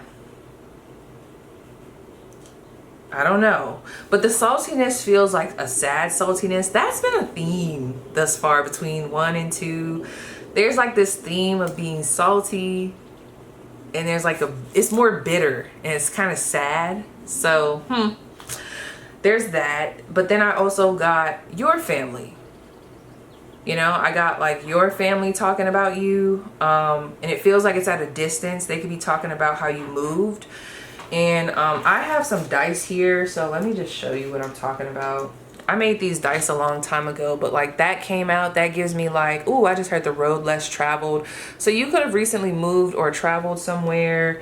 We also had the rainbow come out. Your sexuality could be being discussed. This could also talk about your luck, your abundance, but I'm not gonna lie, I can't show it on here. I also drew a penis on one of these, on one of these dice that came up. So for those of you who are gay, girl, okay, now it's getting petty. Okay, you can be connected to Anubis friend, because now it's getting petty. Okay, I do feel like, where do I want to start with this?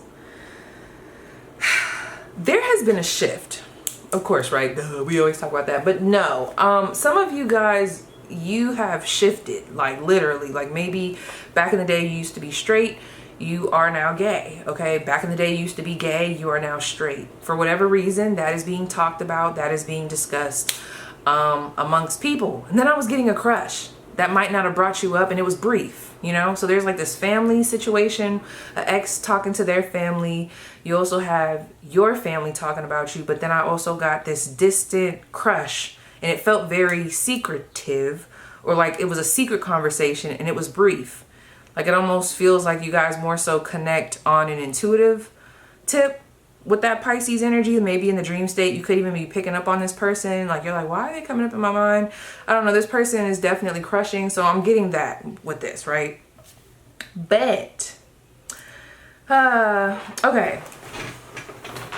If you have a cousin that's a Virgo, because when I asked, here we go. I'm trying to stay in a line here, and it's like not doing that. And I wonder if it's because of this. You see that 12 dancing princesses? There's a lot of people in this conversation. I think the only scenario where I feel like it's not a bunch of people, I feel like is that crush. I feel like they're kind of like incognito telling somebody about you. And again, I feel like it could be a father or an older brother, or it could be their, I know this is going to sound very weird, but someone who they look up to in the workplace that they work with, like a boss or a leader that they see as a brother or as a mentor. Like they could be talking to them. This could even be a therapist. You're coming up. I know. Strange. Okay, so just stick with me. But the 12 dancing princesses. So this is what I'm going to try to do, just so I don't get... I cannot let pile one happen again. But it's a lot of people here. You're like being discussed. I keep seeing this big ass dinner table. And think about if you were at a dinner table and it seated a bunch of people and then your name is being brought up. You know what I'm saying? Like, and then it's giving me banquet vibes. So that's what I'm saying. Did you recently leave somewhere? Like maybe this is your old job that's coming up. But again, I go back to that family. But why are they talking about these things? I'm going to be very honest. There is some stuff. Somebody's being petty. If you know you have an aunt or an uncle that gets a bit petty, it's like somebody, like, not all of this is negative. There's some good stuff here because you have great work ethic. Some of you, or somebody here is an artist. You put a lot into your artwork. You could be a traveling artist. You could sell something on an Etsy shop. Some of you guys have recently got into influencing or like Pinterest. Like there's something here regarding art, posting it and like broadcasting that. And it's actually like going somewhere. Yeah. Yeah. Then I got this. What the fuck? Who are these people? It's so strange. Were you guys like a stepmom or something? Like, were you a stepmom or a stepdad? Like, maybe you were a part of a dynamic and maybe you were like the step parent, but you're not there no more. I don't know why you're coming up in conversation. I mean, you might know, but you could be coming up. Like, you could have been the step parent at some point in time. You're definitely coming up. Okay. Wow. Yeah. So let me dial it back. This keeps on happening, y'all. It just does. I don't know if it's the energy. It's just the amount of people here is insane. I gotta like literally slow it down. It's all happening in one area though. So just let's all breathe. We got the 4th house here. Okay. A ghost, Pac-Man. So let me break it down. Let me start with you actually. So in general, what people are talking about when it comes to you, so you have to ask yourself, where am I at in this timeline? Because somebody here that's listening to this reading, you used to, okay? Like now you could be with a very worthy partner, all right? You could be in a very loving relationship, but once upon a time you weren't. Okay, and I don't know if that's this ex that's coming up or this person, like, but you know, once upon a time you were not in a good situation when it came to romance. All right, I'm seeing you could have even had like the glitz, the glam, the car, the house, you know, the luxury items, but it's like, where is your partner? Or where is the love? Where is the connection? Okay, and now I'm going back to the Real Housewives of Beverly Hills, and I'm thinking of Taylor. If you look up Taylor, now I haven't watched the whole season. I'm only on season 1, just got done with the reunions, but I went all the way back so I could get the lore, honey. And there was a character, that's what I'm calling them, one of the women on there, her name was Taylor, and it's like, these ladies are rich as fuck, friend. She got so much shit, but it's like her husband, it's like, she even said, she was like, our relationship is probably, I don't know if she said 90% business or 95% business, and then the other percentage is like the relationship. But then she was like talking about like what she signed up for, like, well, this is what I signed up for, so I can't really complain. And then as they go into her story on the show, and I don't want to misspeak, but she, back in the day, she had a lot of trauma in her childhood related to like her mom, seeing her mom go through DV. So she had some people-pleasing things that kind of like carried on with her. She also had some trauma there with the DV stuff. She also struggled with feeling worthy. You know, it's almost like she wanted to talk about how she was feeling in the relationship, but she almost felt like she didn't have a right to be happy. So at some point in time, I feel like you guys could have felt like that. You know what I mean? And the reason why you're being brought up, especially, let's say this is an ex that just brought you up, or maybe a family member, a petty ass mom that really liked you, could have brought you up. Have you talked to Darla? Mom, you know I haven't talked to Darla. Like, why would I talk to Darla? Like, well, I know you guys aren't together no more, but you know, I really loved her. You just really messed that up, Jacob. Jacob, you just really fucked that up. And then you got an aunt over there like, oh my gosh, she's always fucking stuff up. Yeah, I'm seeing it like a real rowdy, talkative, like Italian family. Like, I'm seeing a bunch of like people with very big opinions. I'm seeing this. I am. But that's just an example to help keep me focused, keep me grounded, right? So And while you're coming up too, I feel like there could be a family member. Let's just stay there, right? Let's stay with that scenario. There could be someone that you dated that did not treat you well at all. Y'all could have been married, or you could have been on your way to being married. You could have parented their kids. You actually could have gave up quite a lot to, you know, be a part of this person's life. I don't know. I'm just feeling like you guys just weren't treated right. All right. You weren't treated right.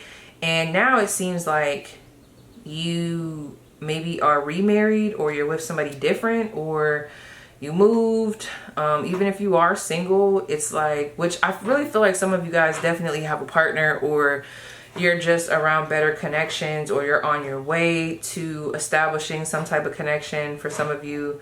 And it's coming up because it's like a big difference. And that could be, and see, this is where we link in.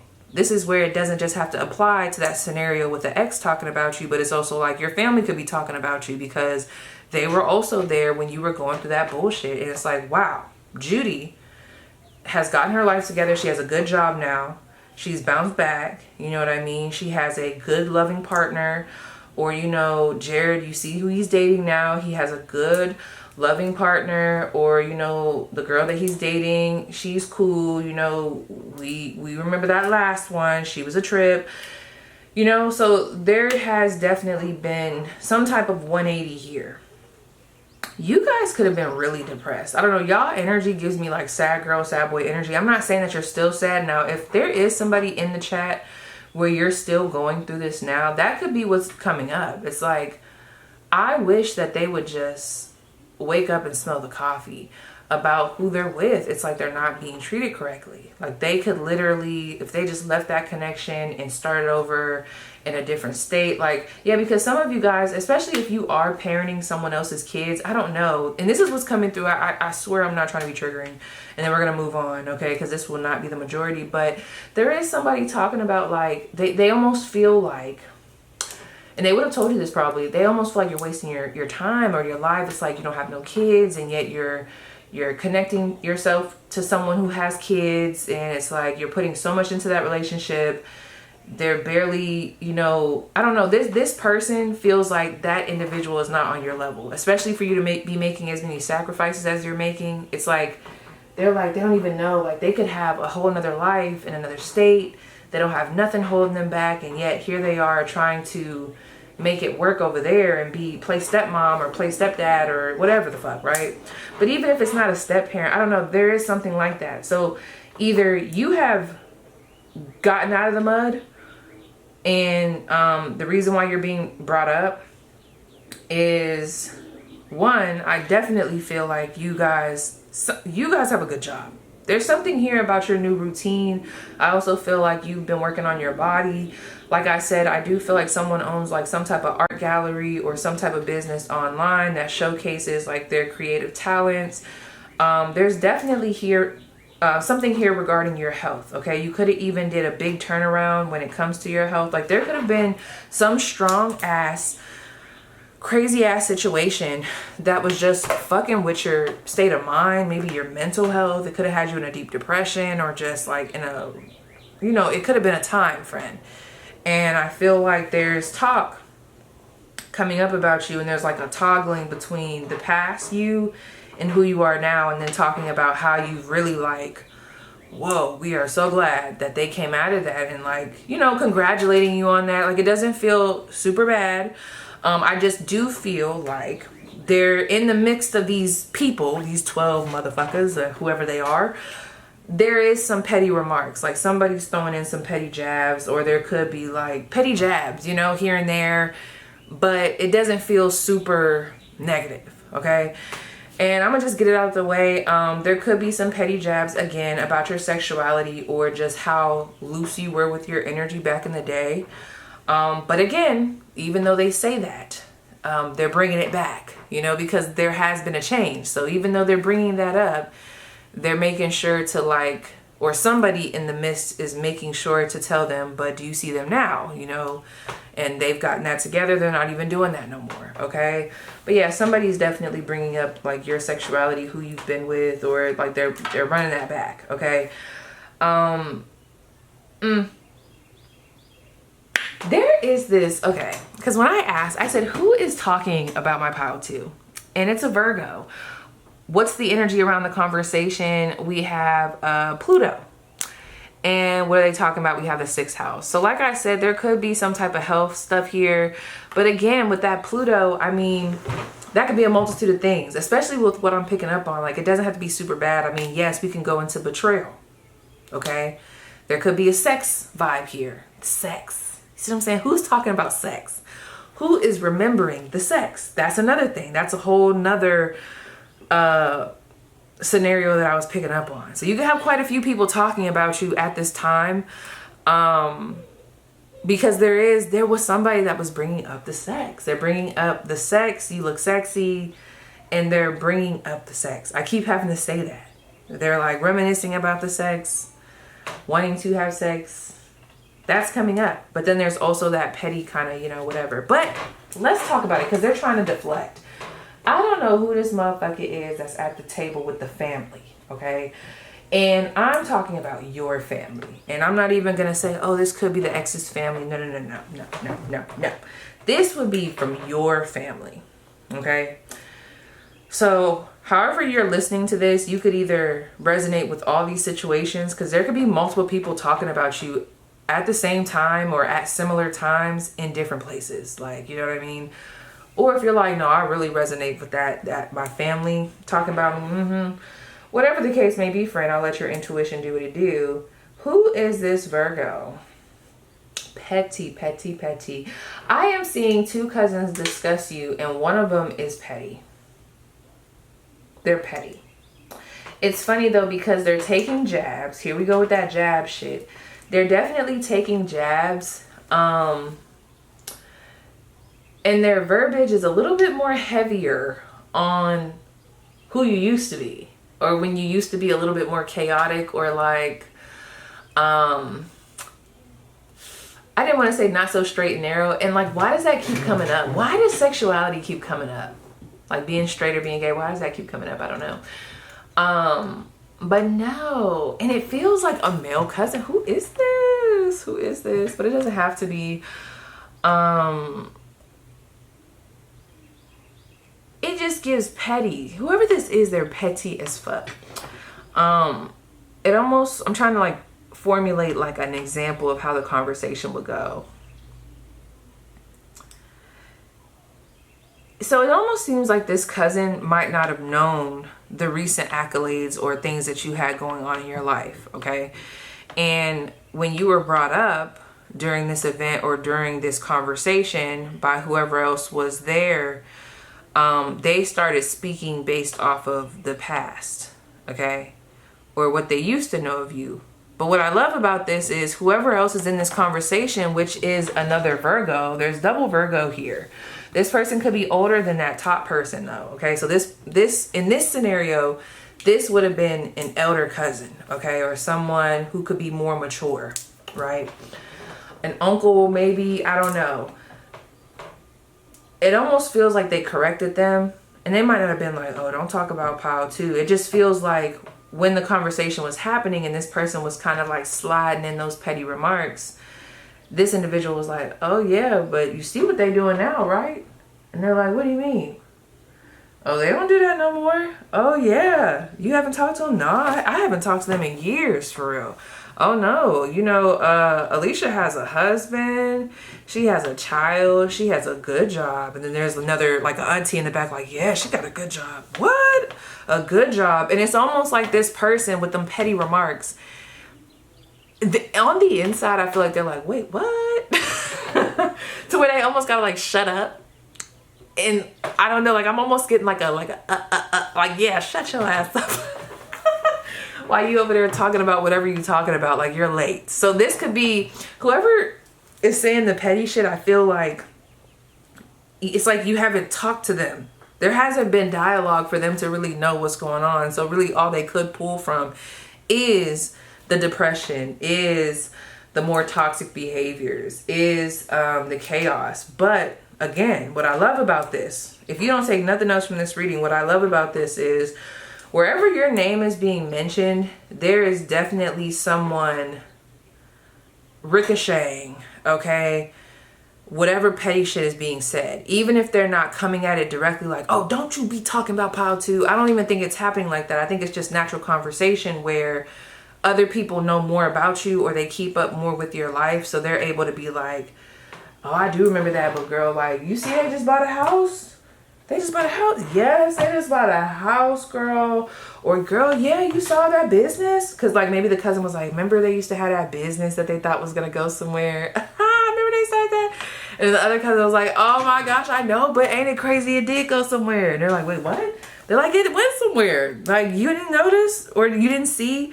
So-and-so didn't broadcasted their stuff. The news had featured one of their portraits during the gallery. It caught traction, and yeah, like they be traveling now. They be seeing all these different people. Like, you didn't see they was just with Snoop Dogg?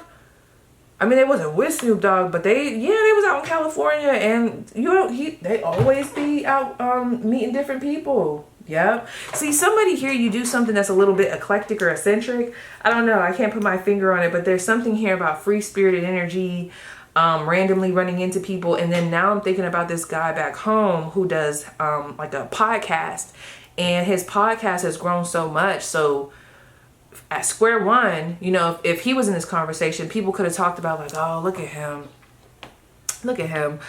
He got that podcast. You see him over there thinking he doing something, but it's crazy because fast forward to today, like this ninja is really meeting with top tier people, like celebrities, okay, people that are really big in the sports community, okay, people that are really big in gospel music, okay, and I'm not talking about like the little dogs, I'm talking about the big dogs, like, you know what I mean, like over 1 million views, subscribe, or whatever, you know, whatever the algorithm or the metrics would be that would actually be like, oh shit, like, okay, let me put some respect on their name. Like, that's the vibe here. So that's how the conversation is going. Yes, it is. Yes, it is. Yes, it is. Yes, it is. Okay. But with that, friend, I have to keep saying it. And where you would know these people from, like I said, if they're not family, the other, like that crush energy, which I'm going to pull some cards to just get specifics. That's why I just didn't do y'all's off camera. But you would know them from, like, this could be friends. There could be friends. But I'm also seeing like a school dynamic. Like maybe y'all went to school together. There could have been like a sorority organization, early childhood school, high school. There's a big emphasis on your career and what you're doing for career, how you've established yourself, how you're moving up the ranks, the money you have. And going back to that ex with they petty ass, I just kept getting tomato. Now, the people that are discussing you, whichever family you want to pick up on, whether it's the ex's family, your family, or you're claiming both, right? Whoever these people are, they have seen you at your lowest. Like, they have seen you at your most toxic, it feels like. Or they have seen a different side of you. Because I saw the rainbow, then I saw the volcano. So that to me is a big transformation. But I also am seeing that as two different settings. Okay? Two different settings. Two different settings. So you could have really leveled out. Some of you guys have really been on a journey to really heal yourself, do some soul searching, and you could be a totally different person than what some of these people remember, you know. And that's why I keep getting this family thing, because it's like some of these family members, you know, or like they know more because you actually talk to them. Like you might be actually cool with them, but then you got them great aunts or them great uncles or that great aunt, great uncles, or the, you know, the uncle's kids that you really don't like on your dad's side. It's like his kids, you know, that would be that cousin that just felt like they had to say something, but it's like, I don't even talk to you. Like, you know, I don't know. There's something real petty here, and there's like a lot of people involved. Let's see. Your sadness will ease. Yeah, I really do feel like if you struggle with depression, anxiety, let me pause this really quick. There is a level of mental health being discussed, okay? If you know you're someone that is actively going through this, then how it's being discussed is they just don't understand why you're not seeing your potential. Like, your family could be talking about how they just wish that you would stop dealing with certain people, associating yourself with certain people, especially whoever it is that you're involved with romantically. They might think that they're a bad influence or they're holding you back, and they just wish that you would, you know, explore the world. There is a family member here that feels like, okay, real quick. There is definitely a family member here who you might have to take care of because of health. And I really feel like they're ready for you to leave. And what I mean by that is they can start to feel like you having to take care of them is starting to take away from your experience. And they're like wanting you to go on and explore life and see life. And that could be someone that's here now, or maybe this was someone that you did take care of, and maybe that was a message coming through from the other side, okay? Because I did just see 0101. And normally when that comes through, that's like an ancestor, okay? So maybe like you took care of a grandparent, or maybe your grandparents raised you and they passed. And I don't know, it's like this message coming through of like, come on, like we really want to see you get out there. You don't have to feel guilty about leaving hometown, or you don't have to feel guilty about, you know, selling this. I don't know. There's something that came through like that. So I want to take that if it resonates. Pac-Man is coming through. That ex is family now. A lot of them motherfuckers is greedy. Not all of them. I don't know, because I do feel like the mom could really like you. But even then, there's just some greedy energy over there. What is that about? Let me see if there's anything else. Okay. Yeah. I feel like you've always been, I mean, yeah, nobody's perfect, but you've always been a very sweet individual, okay? Something here seems to be like it wasn't fair. I don't know, there's a lot talking about your youth to now. Like who you were then and who you are now. And like I said, it doesn't feel super negative or even negative, period. I mean, there's stuff that's coming up, but I can't lie. It feels like stuff that probably did happen. It just seems like whoever's bringing it up, some of them just don't know the rest of the story. Like they only knew you from 5 years ago, and then maybe y'all never talked again. Yeah, somebody could be like a truck driver or a garbage disposal person. That's what I'm saying. Maybe, I don't know. It just feels like that.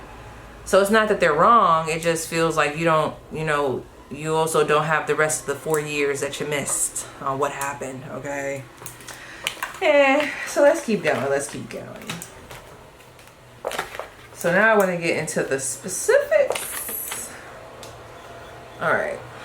So let's try to break it down. I wish they would shut their asses up. This garbage can. It's the garbage truck for me. If you have an ex that works as a construction worker, or maybe they drive some type of garbage disposal, or like a water, like they work for a water company, like that could be why this is coming through, or that could be the ex. Because whatever I'm about to pull up on in the energy, it feels like romantic. Okay. Yes, if you are, if you do anything that's very witchy, that's being talked about, you see what I'm saying? It's just a lot of like, it's that gossip. Like, it's like, if your name comes up, whatever you do, like if you know you're a tarot reader, that's coming up at the table. They're talking about it, okay? But it's your whole transformation. Tell me more about this ex. What's happening there? What are they saying about my pile two? What are they saying about my pile two? Oh, don't be shy now. The number 9. Yeah, there we go. This person is actually tired of hearing about you, for real.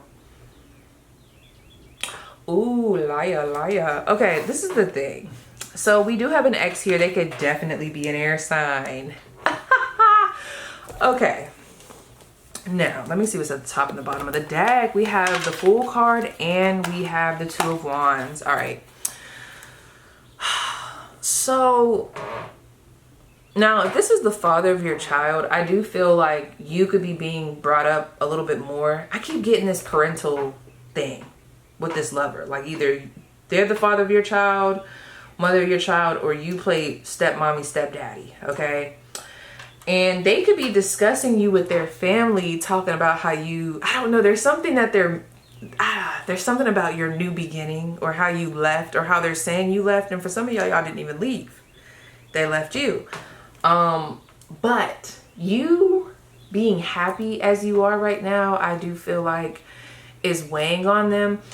See, when it comes to what they're saying, I think that's what it is. Maybe that's why so many other people were coming up in the conversation. Let's say if it's a big ass table. Why do I keep seeing that table of Jesus and all the, was it the disciples? I keep seeing that painting in my mind. But I feel like your ex might not be saying much. There's just a lot of rebuttaling and very stern energy. But I feel like I'm more so picking up on the inside. There's like a little bit of a, I would say bitterness, but also with that Four of Swords, you're heavily on this person's mind. So they might not be saying much. They might be letting everybody else talk. Like this feels like everybody at the table kind of talking like, oh, you remember when he used to date Stacy? Oh, he used to love him some Stacy. Or something like that. And I just feel like they're irritated. Why are you guys talking about her?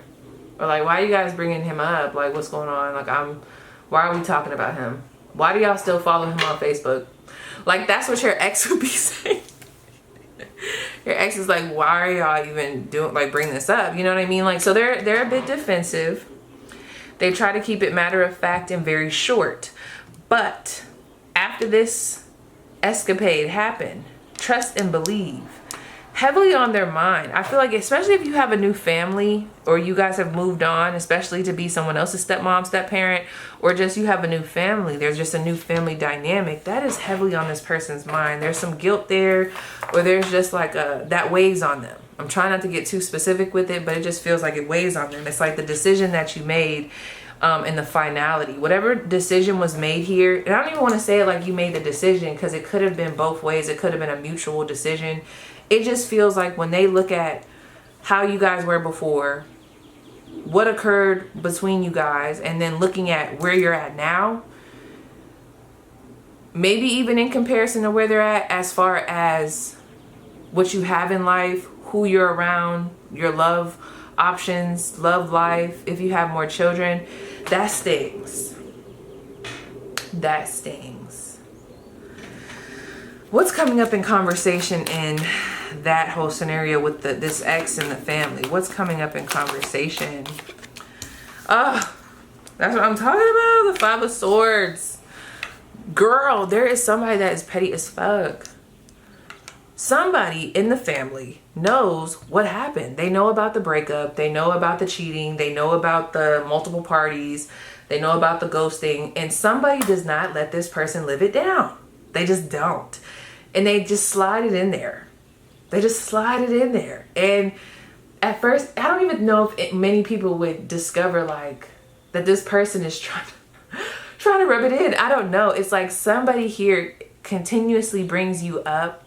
Okay, let me not say continuously brings you up, but there's someone here that makes sure to remind this King of Swords what they did.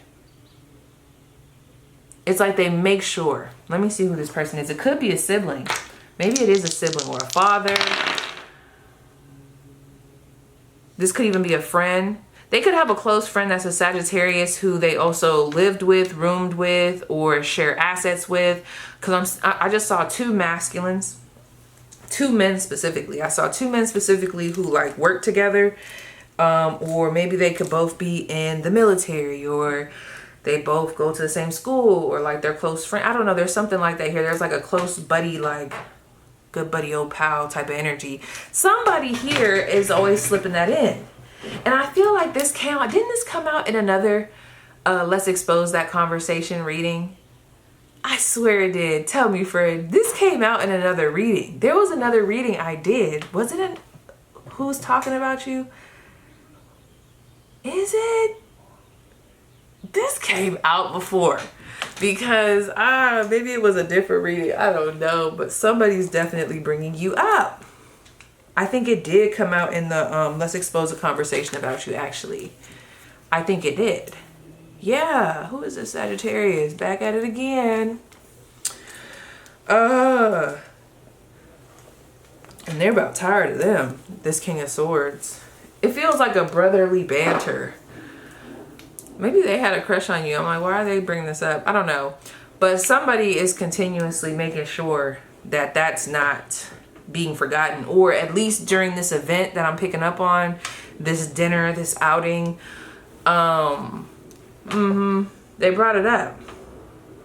And that's what I'm saying. Like, they could have saw you. Maybe you posted some type of selfie. I'm telling you, I want you to think about, if you have an ex that falls in this category, ex-baby dad, ex-baby mom, whoever, I want you to find out if they are also following like one of your close friends or something. Or no, I didn't mean to say that. I mean, that could apply.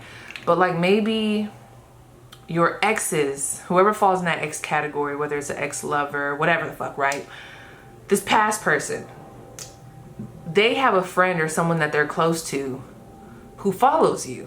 Like, they could follow you on social media, or like y'all could still be friends on Facebook, or maybe you just recently saw them and you look good. You look brand spanking new. Like, when I look at that full card, you look vibrant. You were doing different things. Like, they saw you doing different things. There's a new energy. There's a riskiness to it. There's a boldness to it. You're on a new path, you know, very free. You're very free. Yeah.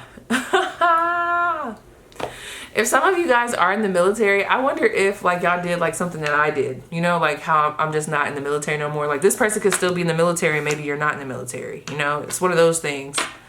But you look good, friend. Maybe they saw you when you were out clubbing.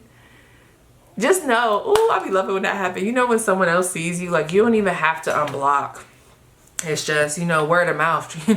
You know, word travels. The right person sees you. They watch a story.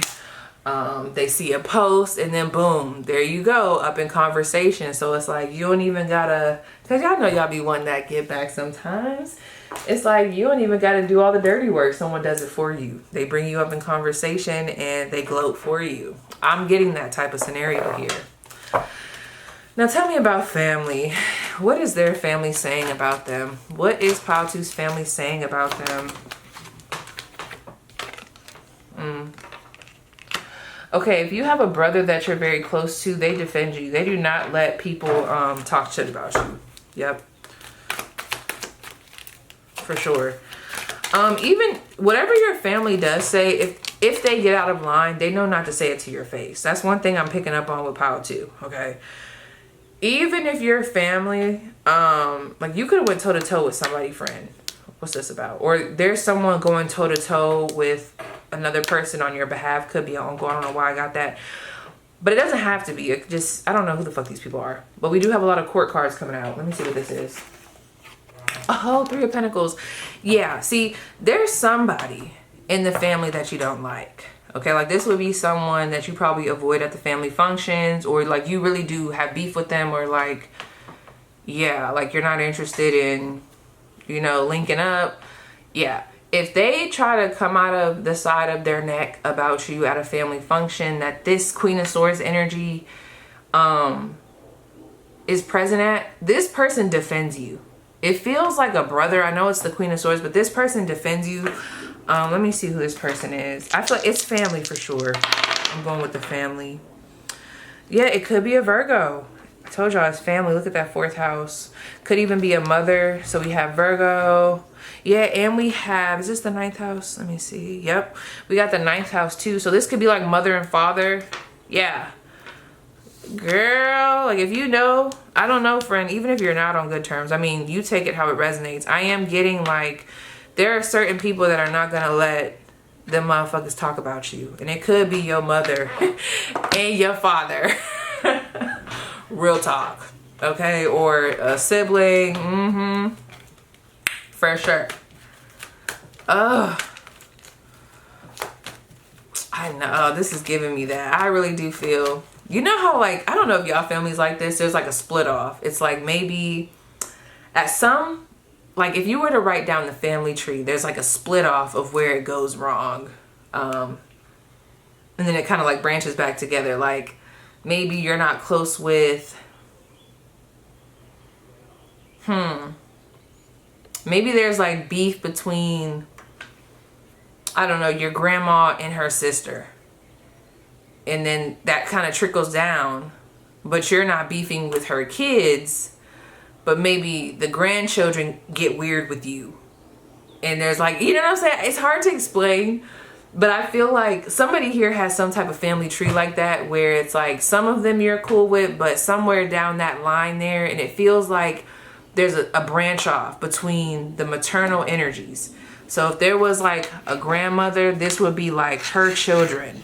You know, there's a grandma and then there's like her children. And then you branched off, obviously, from one of those kids. And then there's like a branch off here from those kids, and then a branch off. And then that's where it starts to get muddy. That's when these egos come out, different shit. I don't know. There's different personalities. Someone's going to understand what I'm talking about, but I'm kind of getting that. That's funny. Somebody be trying to bring up when you lost a job, like how you lost a job or you could have fucked up a job opportunity. And it's so silly though, because it's like you really can't say nothing, because like look at where Power 2 is now. They've bounced back. Like they're over it. Why aren't you over it? I don't know. Someone's defending you though. So you do have people like defending you. I just feel like whoever these people are that say the more pettier things, they wouldn't say it to your face. Okay, what's being said about my Power 2? Knight of Swords. You got a mouth on you. There's so much to say. Why so many court cards? The Emperor in reverse. The Queen of Pentacles. I told you in the Page of Cups. You see all these motherfuckers? In the Hermit card and the Nine of Swords, okay?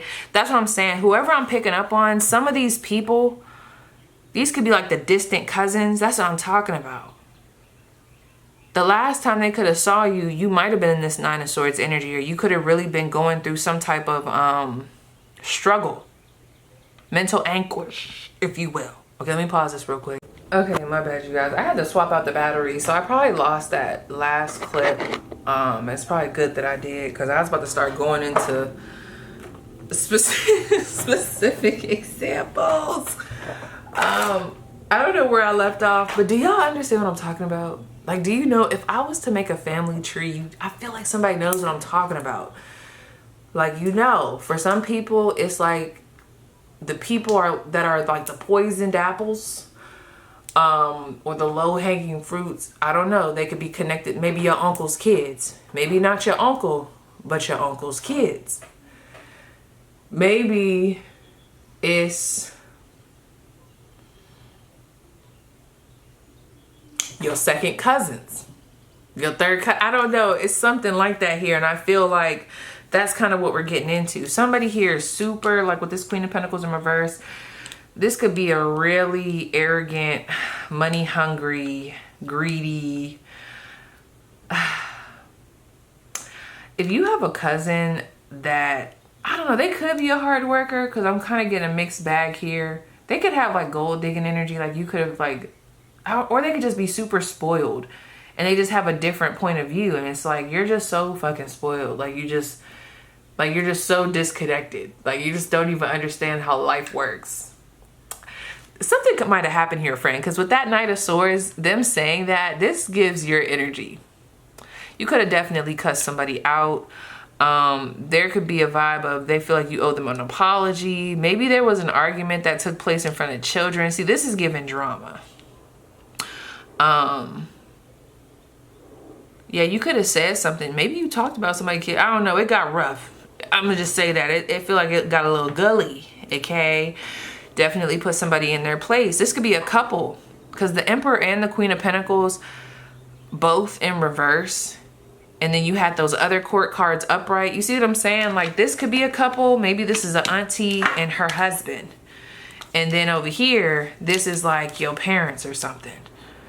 Doesn't have to be, because some of you guys don't fuck with them either, but there's like a vibe like that where it's like, I don't know. This is messy. This is messy. But at the bottom of the deck is this Hermit card and this Five of Cups. Yeah, friend, I do feel like if your family has been the main point of tragedy for you, where it's like they're just stressing you the fuck out, because I am getting that. I am getting someone having to remove themselves from a dynamic because it's just too stressful. There could even be something that's weighing on you, even if you were in the right cussing them out, not gonna lie.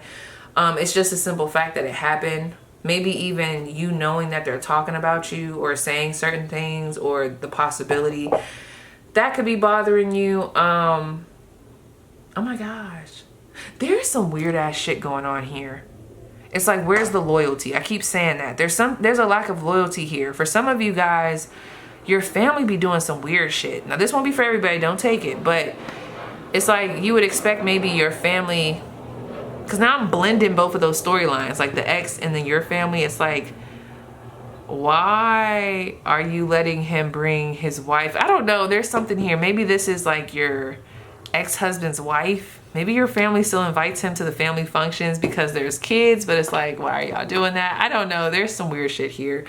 But I do feel like the conversation is a mixed bag. They could definitely be talking about your mental health, making some remarks about that. Again, I do feel like you have people that are standing up for you. But I also feel like if you're like, no, I know none of the motherfuckers are standing up for me. I feel like you stood up for yourself. And really, that's the issue. They might, I'm telling you, this could be one of those toxic dynamics where they're not used to you saying something and then skedaddling and not giving a fuck. I'm tapping out of that. So let's get to this crush. Let's get to this crush, because this just feels like a bunch of it's just like this wheel of gossip. So what is that crush over there talking about? Or like, who is that? Who is this other person that I feel like was or is talking? They're also coming up as a Virgo, and they're talking to, this other person could be popular, very attractive. I don't know. I keep getting like this father or parent, mentor, therapist type of vibe. What are they saying about pile 2? 6 of Cups. Oh, I ain't gonna say that. 8 of Cups. The Knight of Wands. That's what I'm saying. They're very attracted to you. So someone could feel some type of way. Maybe they feel like they didn't capitalize off of an opportunity with you, or they're talking about how you left. Maybe they were a player. Who are they talking to though? Tell me more about that. Okay, 8 of Wands. Definitely a fire sign. Who are they talking to? And it's a lot of communication. It's the Sun and the 10 of Pentacles. I'm telling you, this could definitely be, okay, whoever this crush is, they're coming up as this Knight of Wands. A lot of Mars energy and this 8 of Cups.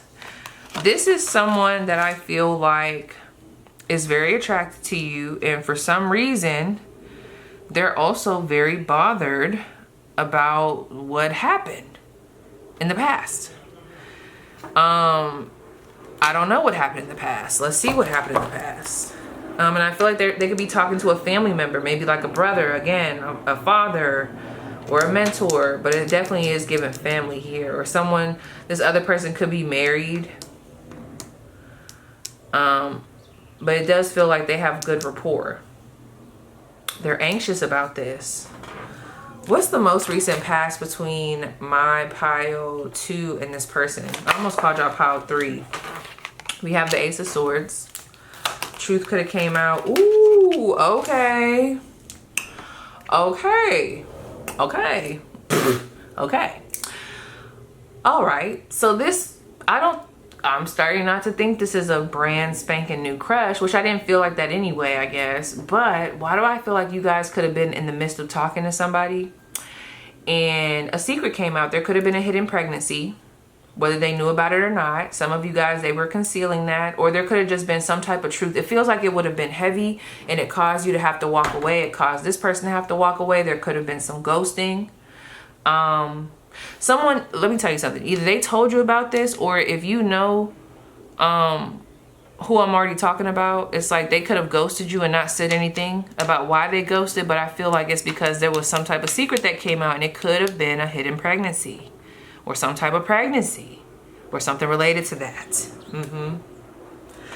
Yeah, they were definitely, almost said judgment was called. Okay, I'm picking up on too much tea. Damn, and that plane overhead, maybe they had to fly or like travel away once they found out this information. See, this feels hidden. I think that's why it was coming up so hidden, because something about them, their feelings for you, or what was going on surrounding y'all dynamic, it feels hidden. Like it feels like you probably don't even know the full story, which is why there was all that Neptune type of energy. There's so much room for fantasy. You guys might dream about each other. There is like that psychic link. Okay, maybe even a level of like mystery. Okay, and it's because there's been so much, I don't know, something happened here. It feels like something happened here. A truth came out, whether it was revealed to you and y'all talked about it and that led to the separation, or this Knight of Wands, there was some type of truth that came to them. Maybe there was a third party that revealed to them like, hey, I'm pregnant. Okay, or like there could have been I don't know, someone filing for child support. Something got real, but it does feel like a hidden pregnancy or something of that nature. It caused this person to leave. Not saying that that was right or not, but they ghosted you, they left. And yeah, and it feels like in that time of space, or in that, during that duration of time after the disconnect, this Eight of Cups, once the Eight of Cups happened, it just feels like there's been some time that's passed. Remember how I said 10 years? I don't know. There's been some time that has passed. And again, going back to all these scenarios, well, all three of those scenarios, whether it's an ex's family, which that felt like a more established connection. This could also fall in the category of an ex, but it doesn't feel like an ex. It feels like a ex situationship, okay? And then just family, period. What I will say is everybody's talking about the distinct change between who you once were and who you are now.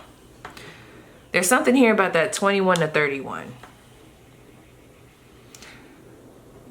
I do feel like there could be an ex that's like, I wonder if they're really happy. Is she really happy? Is she really happy? So someone could be, I mean, you'll know if you are or not, but there could be someone hoping that you're not as happy as you are, especially if you're with somebody else or just around other people. But that's them. There's some guilt here. Let me just find out what's going on. Maybe there were two options. So this person could have had you in a third party situation. Tell me a little bit more. Give me like 2 more cards about this. Yeah, third party situation. Yep, selfishness. Injustice. That get back. Page of Pentacles. There definitely could have been a child that was produced. And it feels like it was not that I'm trying to say like the child is not a blessing. I'm just saying it just feels like this happened. Whatever occurred here, this secret, the truth that came out, whether you knew about it or not, or whether this individual just found it out or not, it does not feel like the timing was good in regards to y'all two trying to get to know each other. It's like once this happened, it's like I'm gonna have to cut this off. And now I feel like this is a part of their karma. If you resonate with that, like someone putting you in a third party situation, and again, it all comes back to the same signs. I'm still going with the same signs. We had double Virgo. So I don't know. If you resonate with that, I mean, them having to watch you move on, them having to watch you live life free, I feel like that's a part of the karma. I do. This person could be having to pay some hefty sums in child support. Yes. Let me see. How does that person feel about you now? Dang. How does this person feel about you now? The Four of Wands. The King of Pentacles. How do they feel about you? This person still wants you, friend. That Four of Wands is hefty, and the Eight of Swords. This is really bothering them. You keep getting that. Is this the 8-2? 1, 2, 3, 4, 5, 6, 7, 8, 9. That's the 9 of Swords. Either way, bottom of the deck is the Ace of Pentacles and the 7 of Pentacles. Did they think that you were gonna wait for them? Did they think that during that gap in time, nothing was gonna change? That's a little delusional, you know? I don't think they accounted for how much was gonna change between that time frame of the Eight of Cups. I don't know, something happened. It just feels like there was a disconnect, a ghosting situation, a breakup, a breaking off. Okay, we're just gonna not, or maybe even someone didn't have the balls to tell you what was going on. They just kind of did certain things that pushed you away, so then you left. And then let's say there was like this 5-year period. It almost is coming through as this person didn't account for how much could change in that 5-year time frame. Which sounds ridiculous, right? But I'm so serious, because when they're looking at you, They feel some type of way.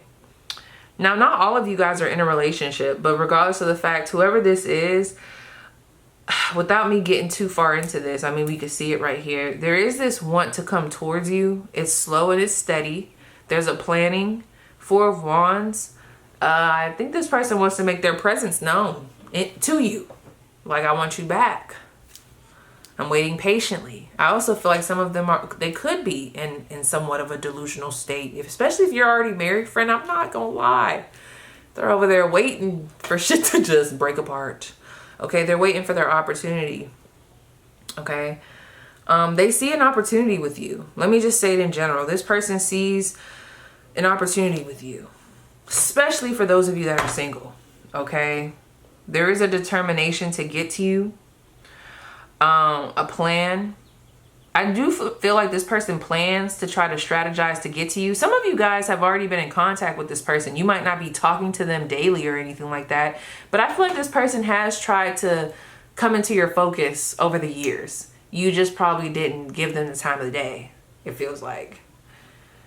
But they're determined to still, like, I keep getting that with that 7 of Pentacles. There's like guilt here where it's like, okay, I deserve that. Like, maybe they're willing to be turned down by you multiple times or have to wait for something to occur between you guys. It's almost like they want to prove themselves to you.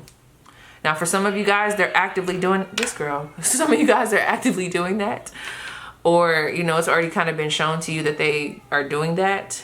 You know what I mean by that? Maybe someone reaches out to you, maybe like a couple months ago, an old situationship person hit you up and was like, hey, you know, I'm sorry about how things ended with us. And you're like, damn, that was 5 years ago, but whatever.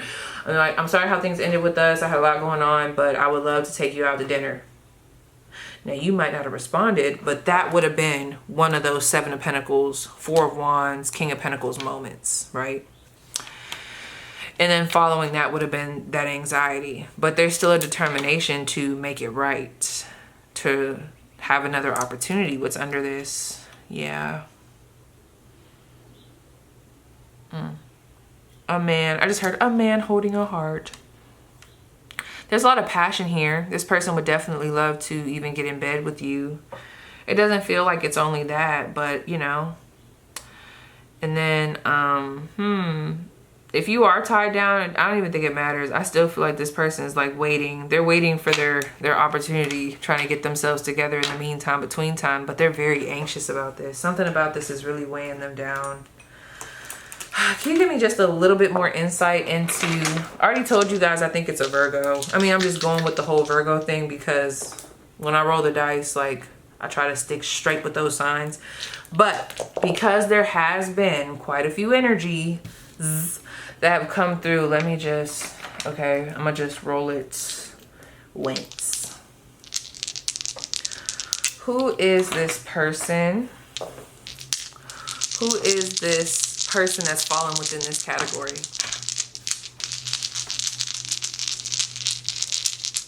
I really feel like for this group, like I feel like all of these scenarios apply. I'm so serious. I don't know what y'all got going on, but for real, hot commodity type of energy. So let's see. Especially with all those flowers, I almost see those as little fairies all over her, like memories. All right, tell me. Ooh, those are like burning a hole. Look at that double 5th house. Okay. There could have definitely been a school influence here. College, kids, okay. Passion. That's what I'm saying. This is definitely someone that I feel like you probably went on a couple of dates with them. You could have worked with them, or there could have been, again, I always think of the military when I see the 10th house coming up in a love situation, just because you could have been in a similar organization with this person, and then y'all, you know, like the military, like technically we're all co-workers, but you know, if you don't know, you just don't know. But for those that know, you know. But the other signs we have here are Pisces, Taurus, and Scorpio. Golly. Damn. Let me see what their biggest regret is. What does this person regret the most? Ooh.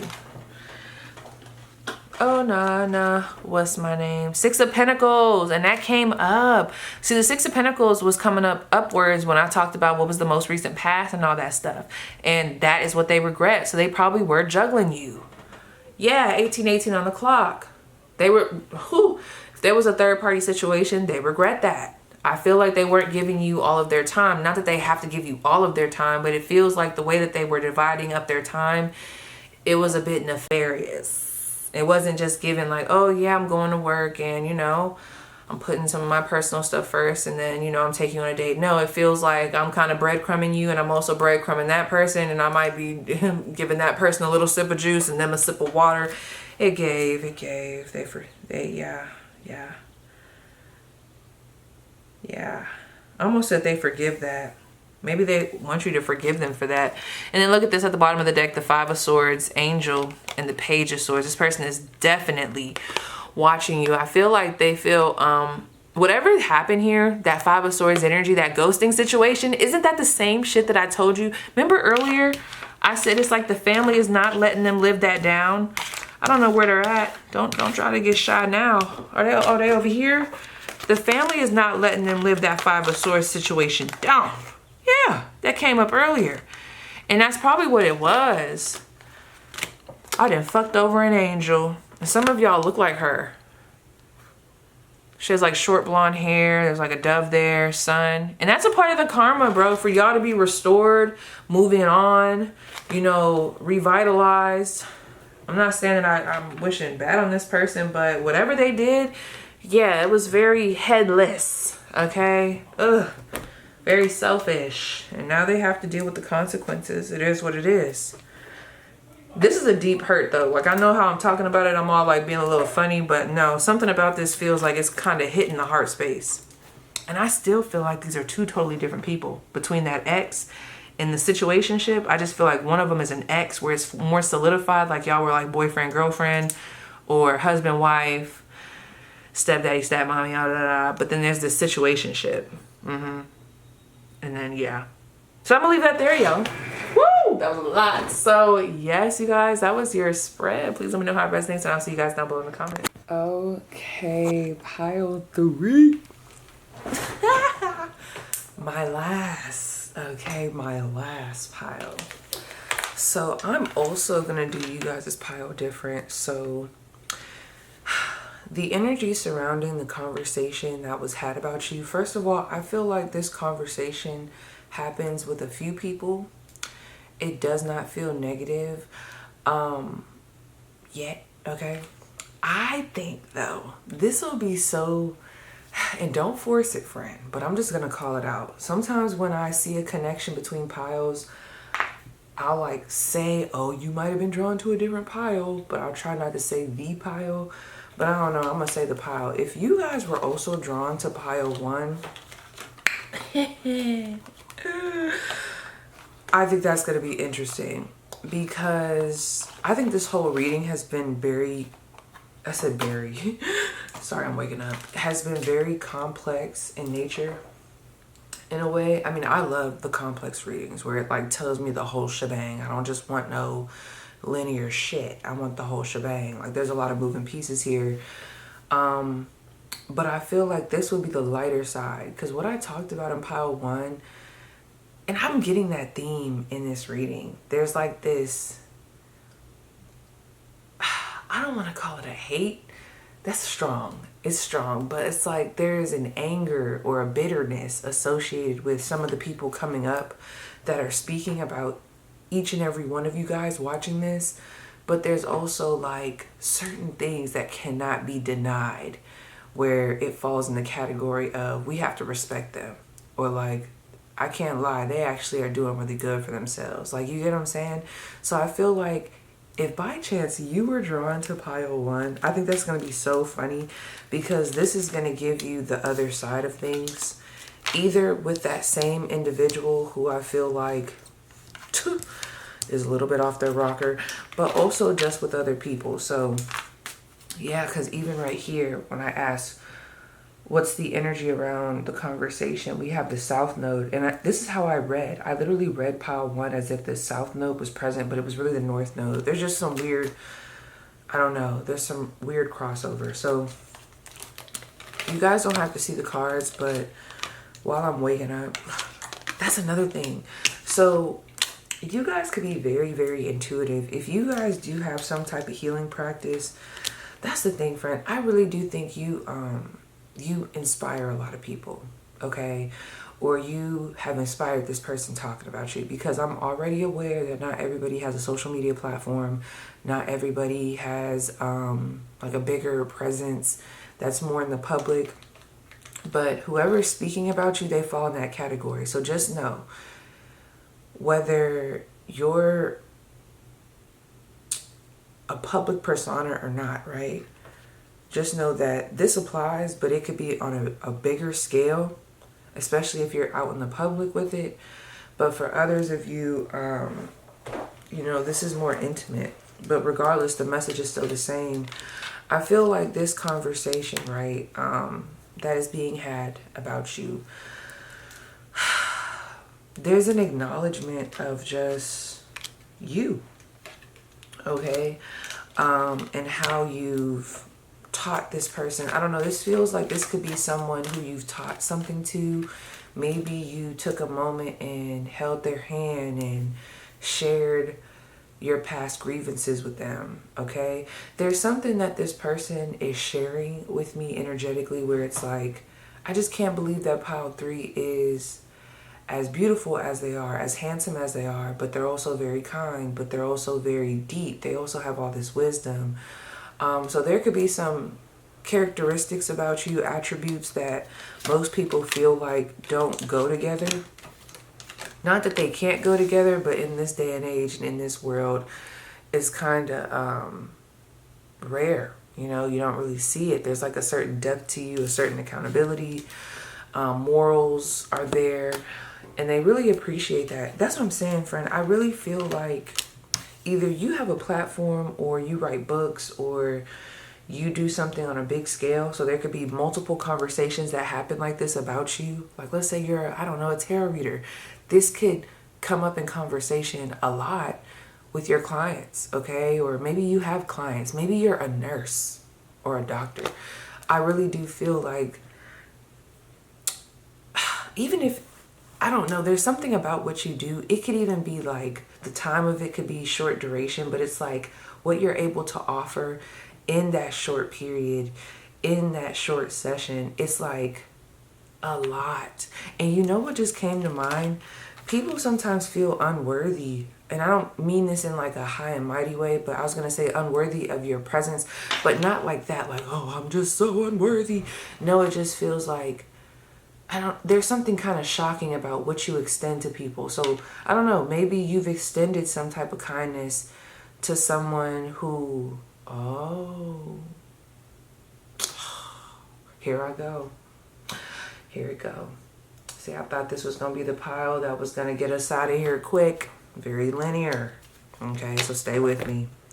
Stay with me, friend. Okay. I'm seeing, because something did just get sour.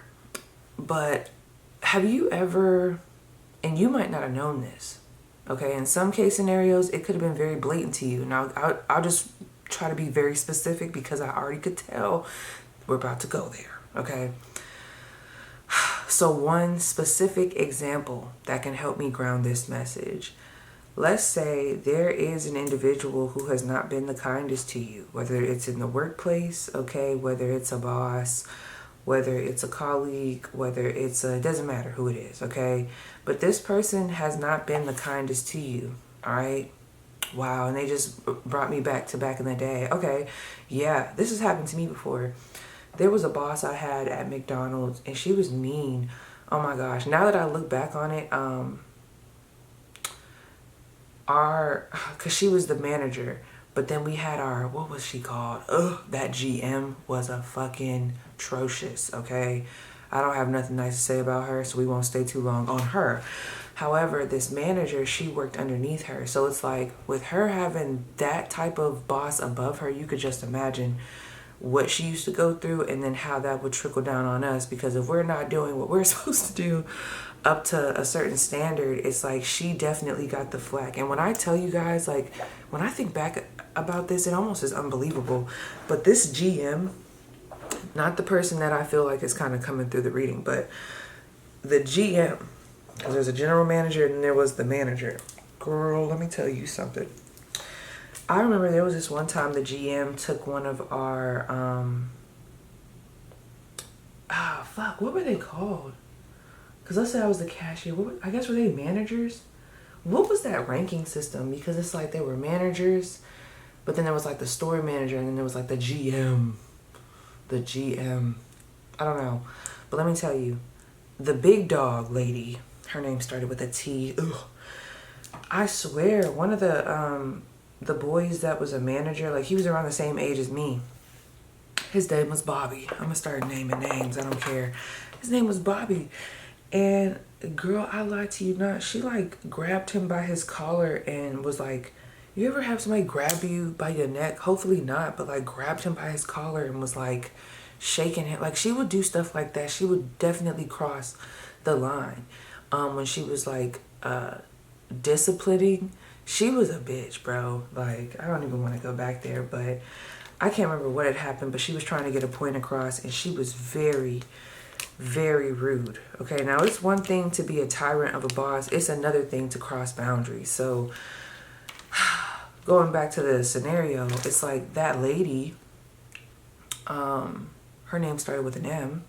Only reason why I'm bringing that up is because these initials might mean something to you, possibly. But she would, you know, we would end up getting some of the brunt of that. We definitely would. But there was this one day she was just crying because the GM had did something. There was something she did and we all saw it. And I felt so bad for her. And although that lady, okay, not the GM, fuck the GM, but the other one, I have to always, you know, distinguish that. Gotta make sure you know.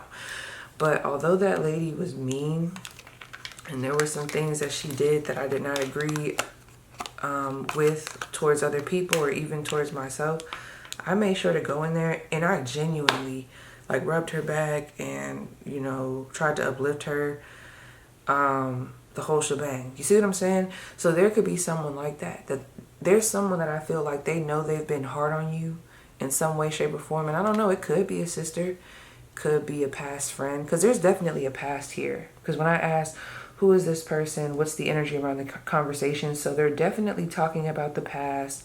They're definitely talking about what you guys went through together, what you've been able to bring yourself out of. So you have definitely done a lot of 12th house healing, okay?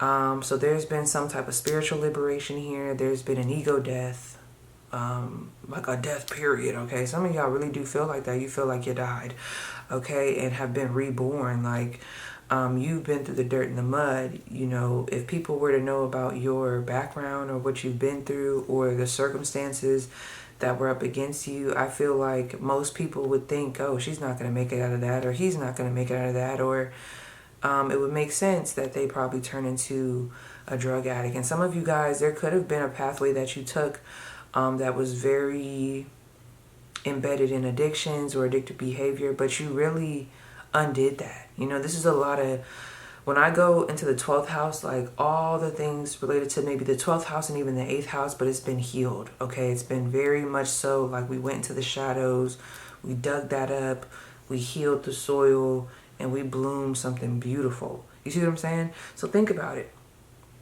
Going back to the first example that I'm talking about, it's like this person almost wants to cry. They might have cried when you came to their aid because it's like, why is this person trying to help me? And maybe that's where that unworthiness comes through, because it's like, I don't even deserve this person's kindness right now because of how mean I've been to them. Or even if there wasn't like a meanness that was outward, like that situation where it's like, okay, everybody knew that that lady had some, you know, we was definitely paying for some of the stuff that she was going through. Let's also name this other situation. This is the worst. This is the one you might not have known about, but let's say there was someone who actually secretly didn't like you, friend, okay? Whether it be based off of what other people said, or there could have been some hidden animosity. And again, it all falls back in line with what I just said. You extend some type of kindness. Maybe a lot of people talked about you at the workplace. This is just an example. They demonized you, okay? This person had a lot of loyalty to those same people, so they followed their lead. But maybe there was something that happened one day and those same people were not in this person's corner, but the person that was actually in their corner, even if it was just a simple hug, a simple, hey, how are you? It's something simple, and it feels like it would have happened in like a short time frame, but it's like, it's the fact that it came from you. This makes me sad. And I think it's making me sad because, one, it's a beautiful feeling, but I feel like whoever is feeling this sadness, there's a guilt there. I think I'm picking up on their energy. Yeah, I feel like you've helped somebody, or again, like I said, if you know this has happened probably multiple times to you, you'll have to kind of pinpoint that. This is almost giving me an energy of there are probably people that you've extended a helping hand to, or just kindness, or just, yeah, it's really beautiful energy, friend. It makes me want to cry. To people that probably didn't even like you, okay, that had a certain outlook on you, might have did stuff behind your back. That is coming through. See, that's where it gets that complex shit. I thought we were going to stay very straight and narrow, but that's when it starts to get into the complexities, you know, because I do feel like either someone was outwardly mean and you still extended a certain, yeah, it makes me want to cry. You still extended yourself. You still extended grace, and you really uplifted their spirit, motivated them. But then also you did that same thing to someone, for somebody else here, and it's like the reason why they were so shocked is because they know for real they didn't like you, okay? They might have said certain things about you, or it was just a hidden animosity, something that was brewing on the inside. That's another thing. This could be a group due to how you look, again, especially if you are very attractive. I really do feel like this group of people is very attractive. There's something about you that does not make sense. How do they have all this wisdom? How do they have that depth? Because whoever you are, with how you look, and I don't mean this in a rude way, I'm just going to be very honest. There's something about your attributes where it's like, off first glimpse, people wouldn't expect you to have, you know, the brains, okay, or just depth to you. So when you do, it's very shocking. It's shocking, bro. Yeah.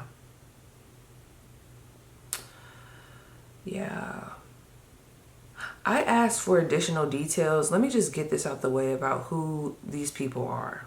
Well, no. Let me go to my notes real quick. So a sister could definitely be here. But again, I feel like who falls into this category, it could really be anybody.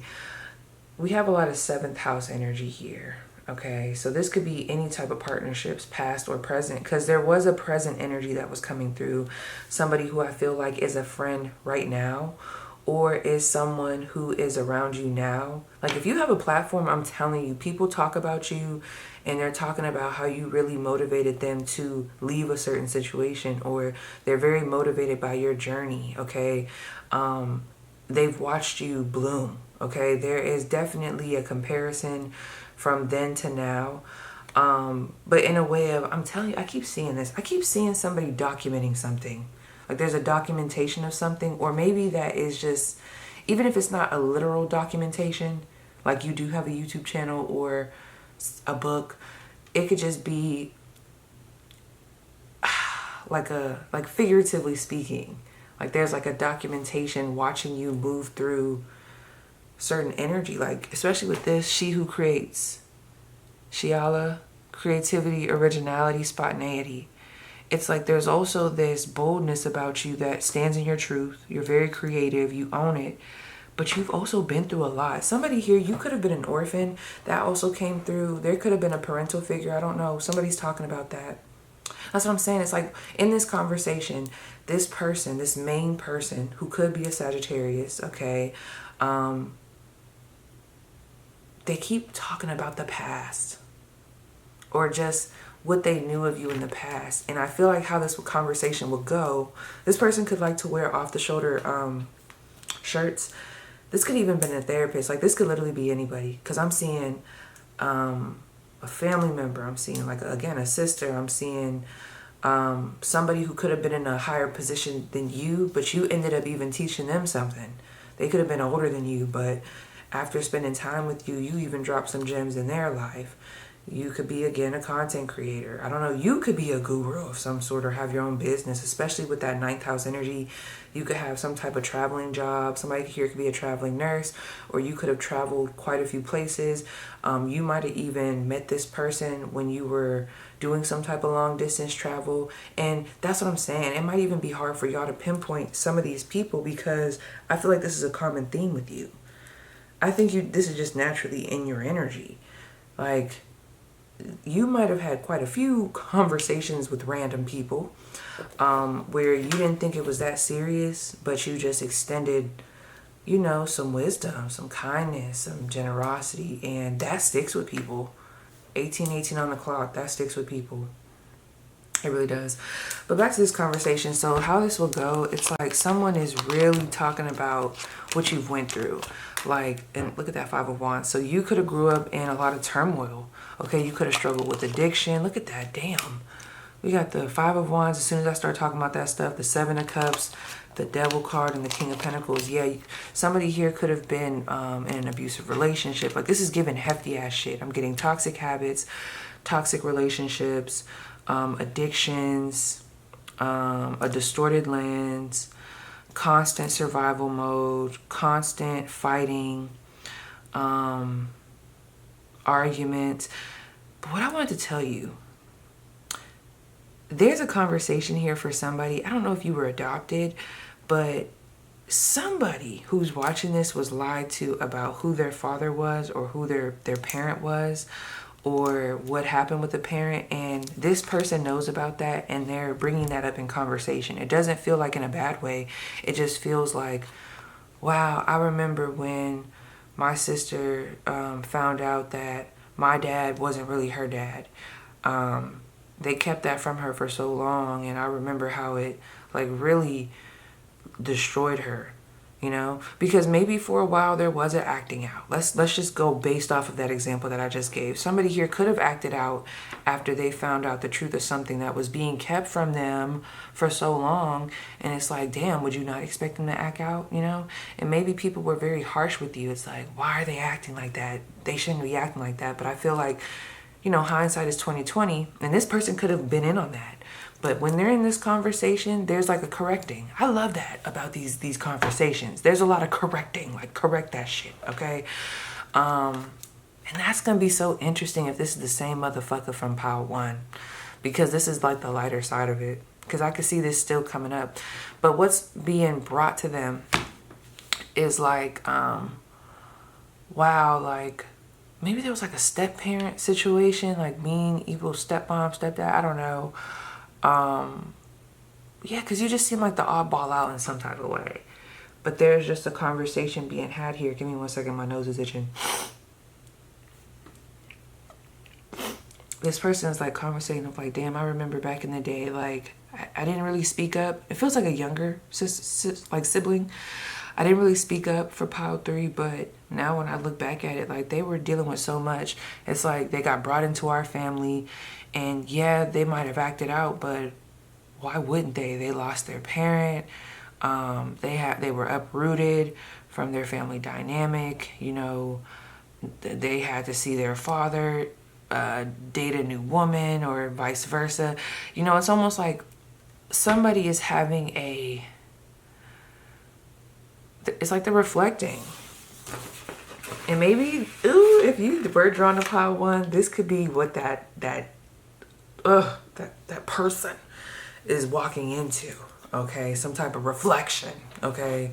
Some type of motherfucking reflection. Let's pray that over pile 1, that motherfucker reflects, okay? But yeah, like someone feels very sad about this. They could be talking to a therapist, going over like the family traumas, the family battles. And I keep getting Kyle and, damn, what's their name? Kyle and Kim off of Real Housewives of Beverly Hills. Like, there's something about that here. If you are the oldest, see, this person didn't understand all the shit that you went through. There's something here that is really coming back around full circle, and there's guilt associated with the revelation because, again, I do feel like there was a harshness towards you and a lot of judgment around how you were dealing with your pain. But now that everybody's older and there's been additional experience that has been gained during the years, it's like, wow, to even think about what they were possibly feeling at that time frame. It's like I could really feel for Pile 3, and I feel bad because that person still showed up for me even though I didn't show up for them. Someone feels really guilty about not standing up for you, and it feels like it could be a sibling. Someone did not stand up for you. They might have joined in. I'm getting a lot of that. Like, I joined in on damn, you guys, I'm pissed. Ugh. I'm over here. I just hear my camera go click, like, and I'm like, fuck. Anytime it does that, that means that it just turned off. So either I maxed out, well, no, I did max out on storage. So basically, I don't know how much of that you heard. And the one thing, and I'm sorry, the one thing about this energy, and it's funny because as soon as I was talking about this person possibly taking accountability, if you were drawn to Pile 1 and this group, it's like it turned off. They're like, fuck no, I don't know. But I do see like there is something here. So listen, let me just give a quick message. If for some reason you were drawn to Pile 1 and this pile, I'm not going to sit here and gaslight you and say for certain that, you know, it just depends on, I don't know, that could be telling you more about the past. Not really getting that though. And this could be more telling you about what's happening currently for those of you where you do know that person does reflect and they're not too spoiled rotten, you know, like they're not totally far gone. For others of you though, this is what's going to end up happening. So I wouldn't even, yeah, my phone just went off. This is what's going to end up happening. There's going to be like a reckoning because the guilt that I feel from this spread, that's going to happen. So if you, for whatever reason, were drawn to Pile 1 and you're like, yeah, P, I just had to not stop engaging. Yeah, keep on doing that because there is going to be almost like a, I keep wanting to say coming to Jesus moment, but at the moment right now, I just can't even think about what that really means. It just feels like there's accountability that will be had in the future, but it's coming from, it almost feels like this person gets put into therapy. I'm not saying that that was due to you. It just feels like something causes them to go into therapy, or maybe even just your life and how things are going for you in comparison to what's happening to them, okay? It's almost like that evil eye energy that I was picking up on in Pile 1 leads them to some type of judgment moment, you know? They get a little too big for their britches, or something happens and it makes them hit rock bottom, or they just start to feel like this 4 of Cups. It's like, why don't I have that fulfillment? Why don't I have this? Or, you know, I don't know, because then I just heard, how could I be more like Pile 3? Or like, what am I missing? And then it causes them to go on this journey. And for some of you guys, there is some type of therapy here, or talking to a counselor. This person could be older than whoever is also involved here, but there's going to be some justice, okay, for sure. And I feel like this is a part of this person's path. Now, going back to what I was talking about, basically, I'm just seeing a conversation just, when things are talked about, it's like, I don't get bad energy. It just feels like what you've went through. And I think that's why it feels bad, because it's like, this was some deep ass shit. And I do feel like I keep getting this real fucked up family situation. For some of you guys, it's not family. It could have been a work unit, you know? People that were around you that fell into the category of a partner, romantic, or even a friendship, or a co-worker, a work partnership, legal matters with that 7th house, the justice system. It keeps bringing, I keep coming to this general, I didn't stand up for them, or I joined in. I didn't have to make it hard for them. And I keep going back to that family situation. This is like a younger, this is very strongly coming through. It's like a younger sibling. They look like a female. They're younger than you. They could have brown hair. Like, this could really be like literally you and them. They have brown hair or darker hair, and I think they were just a pawn. Maybe as they grew up, it's like maybe their mom was your step parent or their dad was your step parent, and it's like now that they're older, they're able to see the toxicity in their own parent, but they weren't able to see it before, and they are just like, oh my gosh. And I keep going back to Cinderella. You know, like the evil stepsisters, but imagine like a younger version of the evil stepsisters where it's like, it's almost like we could fault them. And I don't want to take away from this person's fault if they did some real tragic ass shit to you. But it's like we could fault them, but it's like, can we really fault them when their mom is this witch, okay? And it's like, that's all they know. There's something here like that. I keep getting the Cinderella story, and I don't know. This person feels so guilty, friend. And that's why if there's any part of this clip that gets cut out, like, I don't even want to go back into it, because this is literally how they feel. Whoever we're talking about, when they think about how they joined in on whatever occurred with you, this makes me want to cry. I'm so serious. I'm not even trying to be dramatic. That's how they feel thinking back to it. It could have took this person a long time to speak about this. And maybe, like I said, I keep seeing a therapy session. It could be very hard for this person to face this. There could have been a lot of denial, a lot of deflecting. Because now I just thought of little Bliskins. Let me tell you something. Bliskins will literally cry on how she wants to go on the slide. I'll then put her on the slide. She'll get to the top. And she's like, ooh, animal. And I'm like, come on, boo-boo. Are we going to slide? And she's like, A, B, C, D, E. And I'm like, oh, okay, we're deflecting. So now we're deflecting. You cried to get up here, but now we're deflecting. And I just thought of her at the park. So yeah, this person could have been deflecting for a long time. And I see all those swords towards that person's throat chakra. Why do I also pick up on that, friend? I'm trying not to go there, friend, but I just need you to feel the reason why I'm really hitting this like this, because I can understand how this could be very triggering to you. And this does not mean that you got to talk to these motherfuckers, because something about this does feel, I know it's triggering for you. But the reason why I got to harp on this is because I hope you could feel it in my voice, the turmoil this person is going through. They are definitely being dealt with, okay? Because I'm also seeing a legal situation where someone did not speak up. There's something here about that. It's like there was a lack of speaking up, and instead of doing the right thing, I joined in with the wrong. You know, maybe someone felt like if they didn't join in and follow the crowd and be a sheep, they would have been the next, because they saw what was happening. Oh, they saw it, friend. They saw it. This is a lot. They saw it, friend. I want you to know that they saw exactly what was happening, but this person was such a coward. I'm sorry. But seriously, there was a fear here because they saw what was going on, and they just could not imagine being next. They didn't want to be on that side of things. They were just happy it wasn't them. They were just happy it wasn't 7:17 on the clock. They were just happy that it wasn't them that had to be in the line of fire. And when they look at everything, especially with, you know, how time has passed, the maturity of it all, you know, we all grow, even if people aren't really growing. We were just talking about this, me and my cousin.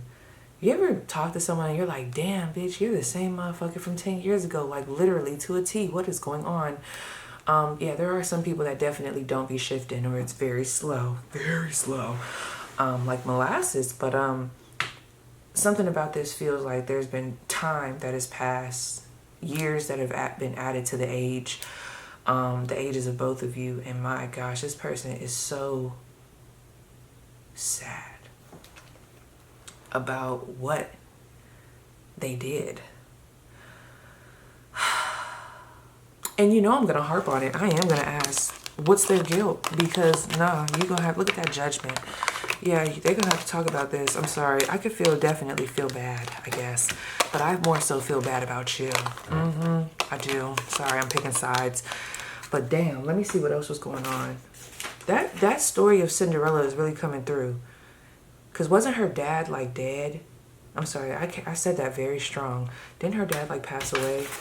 And he wasn't there, and it's like the stepmom was able to do certain things. That's another thing. Some of you guys lost a parent, and there was supposed to be some type of money that was supposed to come to you, and I hate to even get in this. There could have been some weird shit that happened with the legal system. I'm seeing like a weird situation happening with the legal system that was unfair, you know, because in some case scenarios, friend, I don't know, what if the children are toxic as fuck and you never know? What if the parent told their wife at the time, like, hey, I'm gonna pass, or whenever I pass, I'm giving my money to you, okay?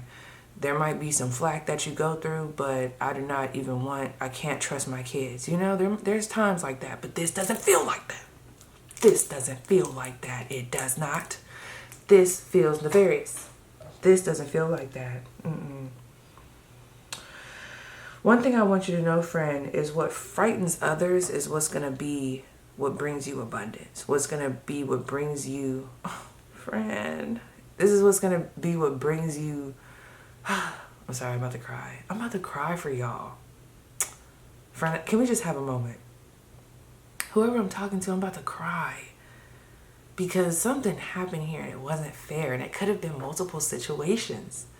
And if you do have, like I said, because there were some people in this mix where they were never a part of the problem. They just hear your story. You know what I mean? Like I said, in passing, and I just seen 1010, in passing, you were able to talk to them and say, look, believe it or not, I went through something similar.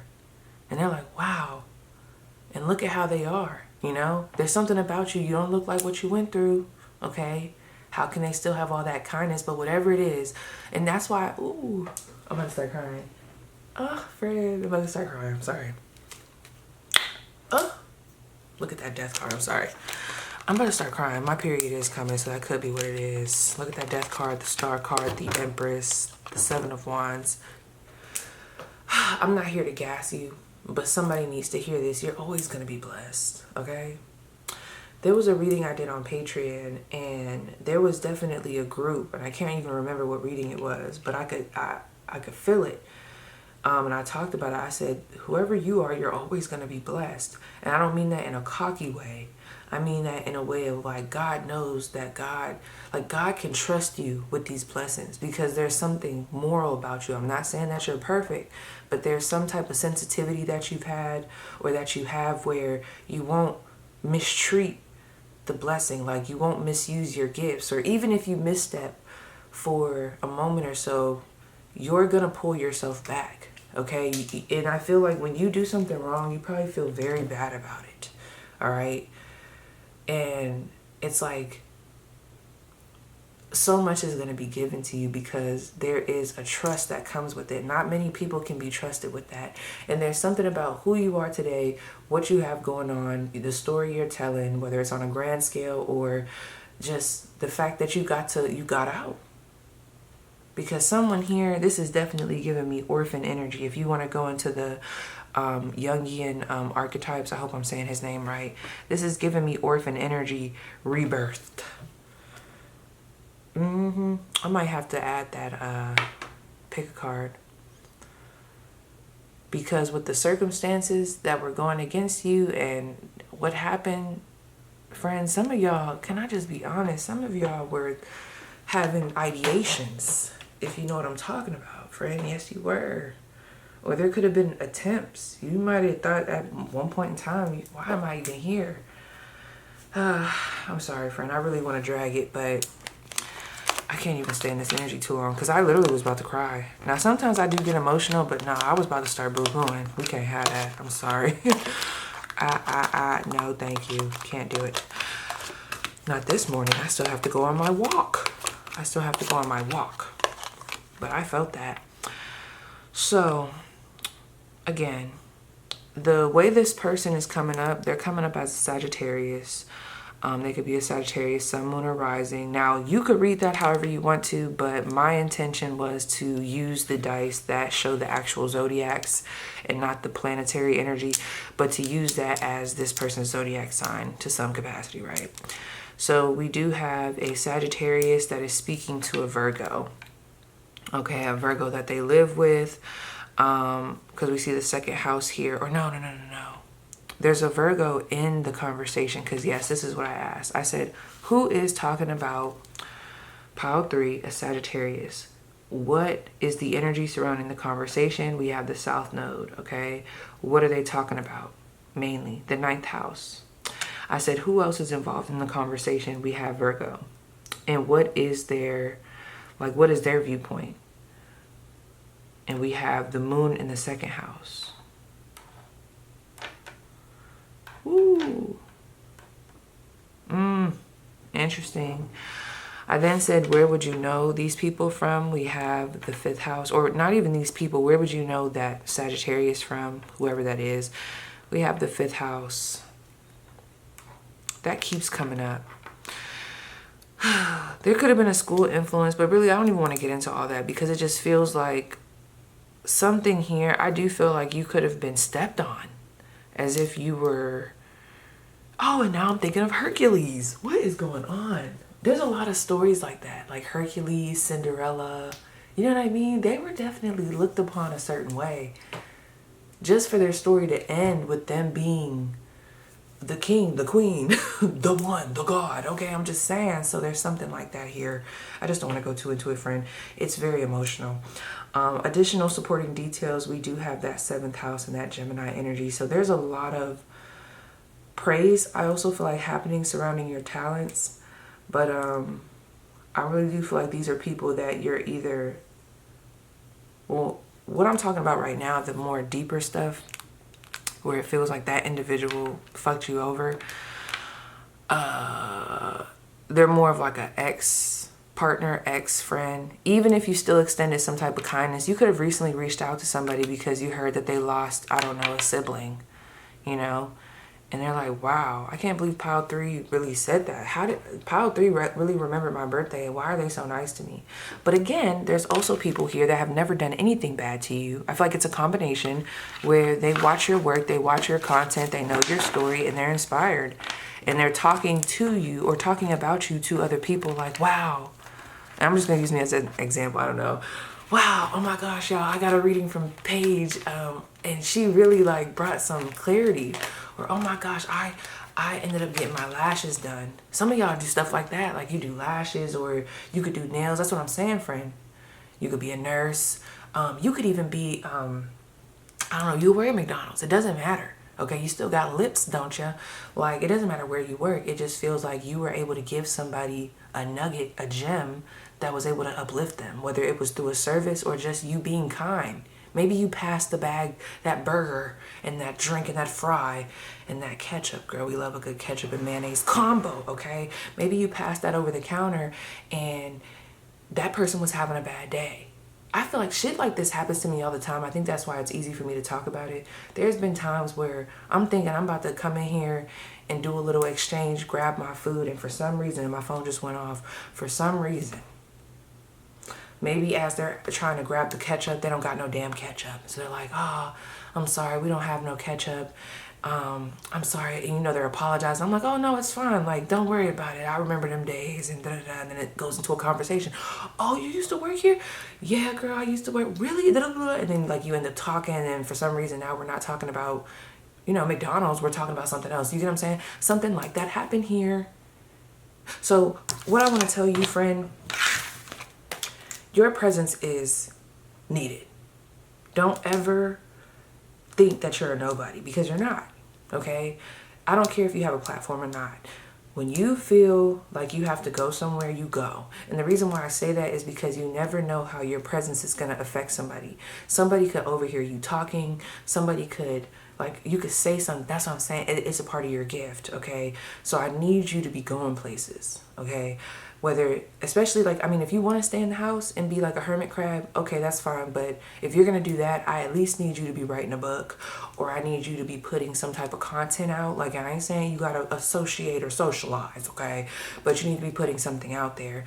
But for others of you, there's like a combination. I need you to be getting out the house, because you are meant to be having conversations with people, or you're meant to have these bumping into each other and these random moments of words that come out in verbiage that ends up being profound for somebody else. It really doesn't feel like it feels profound to you. It feels very natural to you, but you're meant to do that because, oh my gosh, I'm about to start crying again. Friend, I don't think you understand the life that you've spoken into other people, and how there are some people that you've even saved their lives. I'm just gonna say that. Okay, I gotta move on. I'm not getting emotional. I'm sorry. Let me just ask about y'all. What does pile 3 not see about themselves that they need to see about themselves? What is pile 3 not seeing about themselves that they need to see? Oh, the 3 of Cups. The King of Cups. The Knight of Pentacles. And the 6 of Cups. Okay, you could have felt like you just got a slow start. And one of the things that your spiritual team members, God, they all want you to, like, if there is any bitterness, you know, I can't tell you not to feel those things. And I'm not saying don't feel them. You know, we all got to feel certain shit, friend. We just do, okay? But try not to get so caught up in it. You know, if you're going to feel it, let it be, you know, like, don't let it spiral to the point where you become stagnant. Where it's like, because I feel somebody saying like, damn, I had a really slow start. But that doesn't mean anything, friend. Because who you are, this is very divinely guided. You might have had a slow start, but the way God has his hand over you. Whoo, I just got chills, I'm sorry. The way God has his hand over you,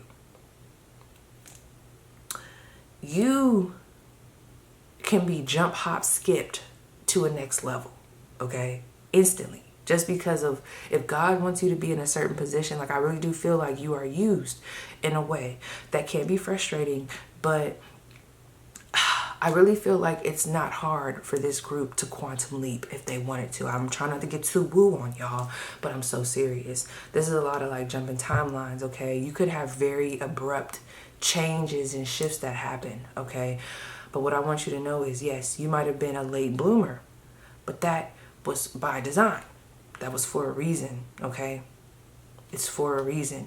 You have a testimony that you're meant to share, and there might even be some more testimonies that are going to be added to your belt. Yes, I know. You're tired of it, but I'm serious. This is a part of what you're supposed to be doing out here. One of the things. I'm not going to tell you that that's your full-blown purpose, but that is definitely a part of it, okay? You're meant to heal people's hearts. You're meant to uplift them. You're meant to, yeah, and my headphones, it just said power off. People that feel powered off, like how you used to feel, my gosh. Woo! People, oh my gosh, Fred, I can't stay in this energy too long. I gotta go walk. You are meant to be a beacon of light, okay? You're meant to bring souls back together with themselves, okay? There's like a unity here. You're meant to breathe life into people, okay? Some of you guys are meant to be counselors. You could be a fucking nurse. I keep coming back to that. Let's say you're just meant to be a nurse or you're just a receptionist. But for some reason, I'm telling you, I feel like I'm talking to someone you know what the fuck I'm talking about, friend. You be in these weird ass situations where one minute y'all laughing and the next minute this person is crying on your shoulder. You're like, they're there. Because you just have a natural, like, knowing, very intuitive power. The fact that I just woke up out of my sleep and came up here and did this, that's what I'm saying. That's another thing. Pay attention to your dreams. Pay attention to the impulses that you have once you wake up, okay? Of course, pray, you know, and tap in with your discernment, 22:22 on the clock, but that is very important, all right? Because your emotions and, I don't know, something here, there's definitely some healing happening surrounding your sensitivity. That is not a weakness, that is a strength. But I kept seeing this, why do I keep seeing a hospital and I'm seeing like a family? For some reason, I don't know, you might have even involved yourself. Maybe you saw a family arguing and then you just said something. You held somebody's hand. I'm seeing like a nurse stop and they say something. And it like brings the family together. Like it brings a conversation together. There's something like that, like you bridge a gap. You're meant to be a light. The same shit that you went through, there's other people going through it that feel like they're losing hope, that feel like all they are is their past, that feel like because they're a late bloomer, that means that they're nothing, you know, and you know that's not the truth, you know, or at least I hope you do, especially after this reading. But you're meant to, and that's why you're going to be blessed, because it's meant to help add on to that. Look at what Pile 3 does. Look at how Pile 3 made it out. You can do the same thing. And going back to if some of you guys did have a connection to Pile 1, if that person does choose to not be a swampy bitch, I'm just going to go there, okay? One of the things that's going to happen for them is they're going to be able to unravel themselves, all right, and be uprooted from that turmoil, because there's probably some trauma there. That's what this is. Okay, that's another thing. When we look at this awakening, this talks about curse breaking. Woo! Come on, friend. This talks about curse breaking. It does. Generational patterns, sins of the parents, the curse shall be broken. You guys are meant to, and probably already do, you know, see which one you fall in line with. But gratitude is going to be a big thing. Practicing gratitude, okay? That is going to be major. Actually, let me read this card for you because I feel like it needs to be read. I do. Because I want you to see what you get from this. Woo! This was a big one. It says, when this card comes to you, this is the awakening one. Sleeping Beauty. When this card comes to you, you will learn that someone has tried to protect you from a harsh truth by keeping information that is vital from you. Oh my, was that the right one? Hold on. Yeah, it is. That's what brought me to that. Somebody could have been lying to you or just holding stuff back. But anyway, there is no escape from the dilemma you inherited, but you will be able in time to find a way through the challenge, and you will not be alone, and you will never be abandoned. You will be awakened to the truth, and when you wake up, so will all others around you who wish to protect you, but in truth only made you more vulnerable. Can I read that again? When this card comes to you, you will learn that someone has tried to protect you from a harsh truth by keeping information that is vital from you. There could even be some family members looking at you. And you know what's so funny? I'm going to plug her right now, because that just dropped into my spirit. Y'all know I love to shout out someone that I feel very inspired by. She has been coming through a lot. Jess Puckett, okay? And I haven't even finished the reading, but I had just watched her karma video, okay? She recently did a karma video. At the time of me, at the time of me saying this, and you know what's so crazy? I did not even think about this. So there was a certain pile. Do I want to tell y'all? There's a certain pile where she talks about, and if you were to choose, like if you were to say, what is my karma? I just want to see, you know, I'm not going to force it because I don't want to ruin it. But there's a pile where she talks about how maybe, for example, somebody's parenting, you know, they might have been trying to parent you or do certain things or say certain things. Woo, girl, that's triggering. That really was coming from a place of love, you know. Maybe they were in survival mode, so, you know, there's a lot of things. I can't really get the verbiage right because it's her message, but she was talking about how the things that they did, they might not realize how it was very harmful, and it kept you in like a survival mode, basically. There's a lot of like, do this, do that, do this, do that. But it's like, who's telling, like, did you even do that? Like, you're telling me to do that. You're telling me to uphold this, but like, did you even do that?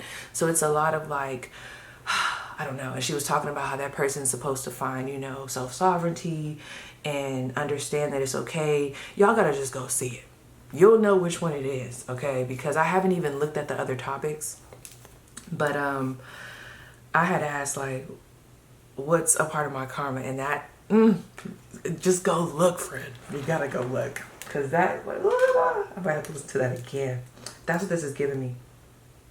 You will be awakened to the truth, and when you wake up, so will all the others around you who wish to protect you, but in truth only made you more vulnerable. Because something I feel like is definitely coming back full circle. Even when I talk about me, like, I don't want to get too into it because it's too far gone. It's too deep, and we're already far in the reading. But I'm sure, like, there are some family members that look and they're like, wow, like, I was telling her to do this, and I was telling her not to pursue that, and wow, like, her not listening to me actually got her somewhere. Like, I'm not even gonna go into it. That's really not what I wanted to say, but I just really don't want to go into it. Anyway, the meanings of the card. The curse shall be broken. Time will lead to an awakening. The forest protects you. The sins of the parents. Inherited guilt. That is what you're working through, friend. Generational patterns activated. Ignorance of consequences. Willfully hiding the truth, okay? So you see how this is a double-edged sword? Yes, I feel like you are definitely meant to break chains, but in order for you to break those chains, you have to acknowledge those chains, and you might be walking in those chains for a good minute, and then you realize, oh my God, this is a chain, what the fuck? Then you got to break it. And then when you have the strength to break it, it starts this ripple effect. Your life changes, and then it's able to show other people, see, this is why you don't have to live like that. So there could even be people who are older than you. This could be a parent. you know? Where it's like, wow, I didn't realize. I know my mom be having certain things where she's like, wow, I didn't even realize that that was causing her to have a bunch of anxiety. Or I didn't realize, like, you know, the damage that that was doing. You know, I was really just trying to help. I didn't want her to have to go through what I went through. You know what I mean? Whew. I'm sorry, friend. Moving on. I'm getting emotional. Okay, pile 3. Okay. What is being said in conversation? All right, this might be more about the new people. Let's see. The 9 of Pentacles. Yep, I knew it.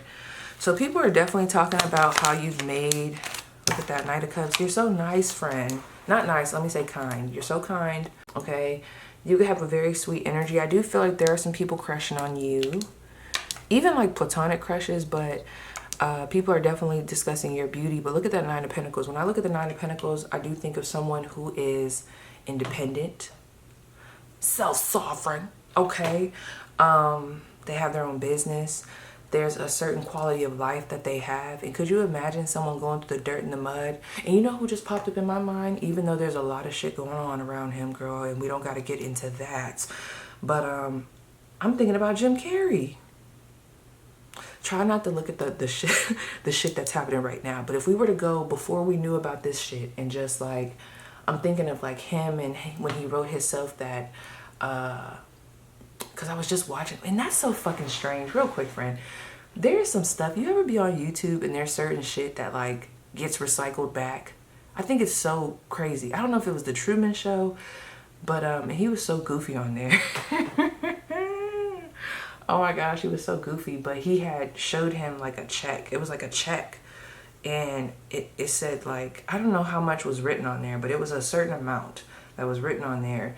And I don't know why that just flashed into my mind. So somebody really could have went through some real rough shit where the odds were really stacked against you. And it's like, again, you know, he has that money now. Try not to think about the weird shit right now. But, you know, the money is there now. The life is there now. And it's like, I feel like that's going to happen for you in some capacity. The intensity of it is going to, you know, depend. But that is going to be very motivational. So, like, you're going to be blessed. Like, you're going to be blessed. So don't misuse it. I don't think you guys are, but don't misuse it. It's really not just to shower you with gifts. I'm not saying that you don't deserve it. You know, you're definitely deserving, but it's really to cause a ripple effect of look at how pile 3 has changed themselves, or look at what they were able to do with themselves, or that's a possibility for you, you know. And then it causes someone to look into your journey, like, how did they do that? Oh wow, they went to therapy. Oh wow, they study this. Oh wow, they're very close to God. Maybe they have a certain routine. Let me see what that means for me. You know, it might not be the same thing, but it like opens that door to healing. Wow. People have a tendency to, even, let's say if you do have a a business, like if you're a nurse, I keep going back to that nurse, like the people you come across, like they could almost find you and see you as a daughter. Like they adopt you as a daughter, they adopt you as a sister, they adopt you as a son, they adopt you as a cousin. Like I feel like people naturally, even when you don't know, friend, they adopt you. They like adopt you as, you know, a friend or this or that.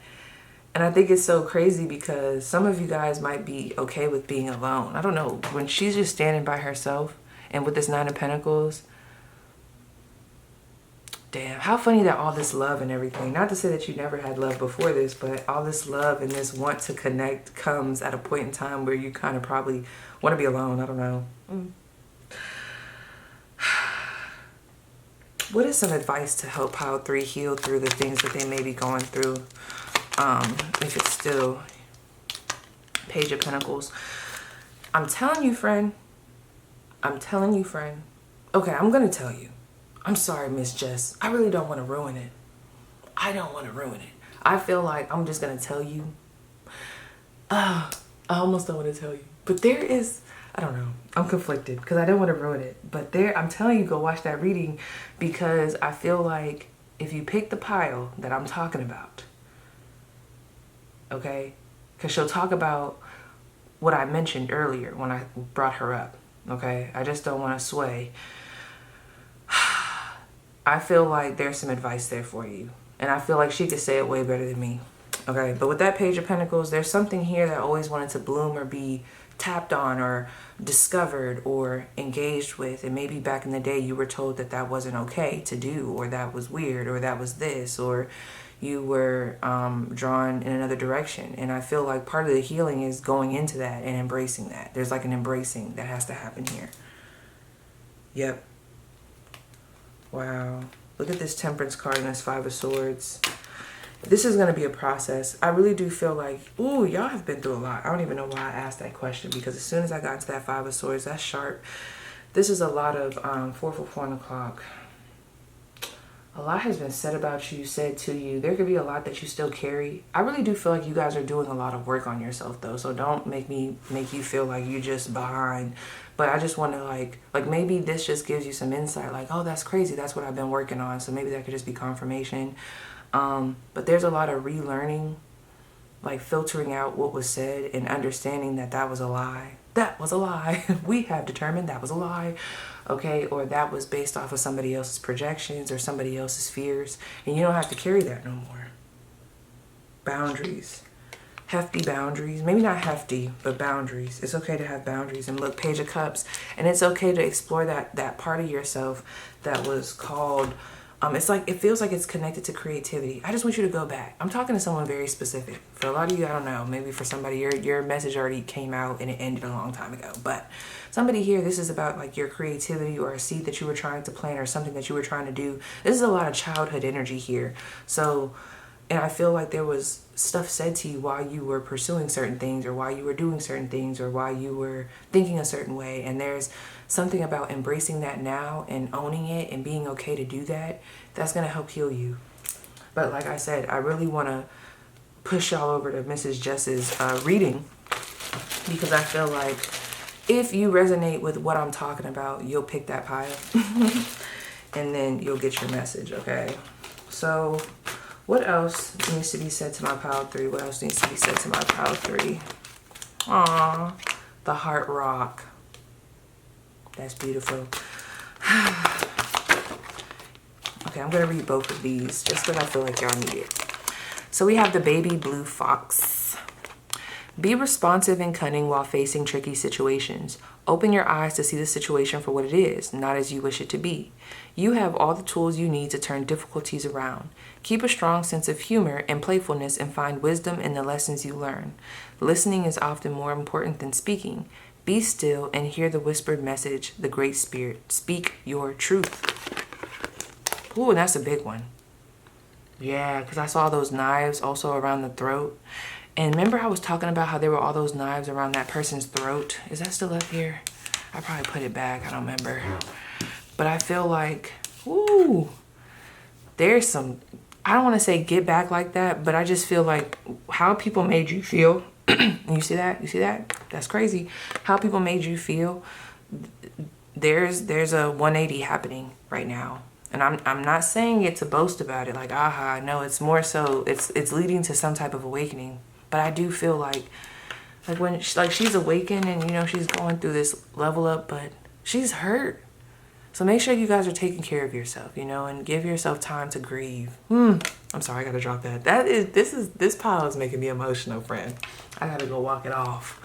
Look at that dog out there looking at me, all up in my business. What's that about? Anyway, gold cricket. It's time you recognize your value and sing your song, period. Get in there, friend. Don't be shy, okay? Let me read that again. It's time you recognize your value and sing your song loud and clear. Everything you have been working for and dreaming about is coming to fruition. Find your soul song in music that empowers you to speak your truth with conviction and clarity. Allow your conscience to be your guide. Self-love allows you to experience the power of higher vibrations. Believe in the wealth that surrounds you and feel the warmth of victory. Period. It's not your guilt to carry. It's for other people to work through now. So, yes, pile 3, that was your spread. Please let me know how it resonates, and I will see you guys down below in the comments.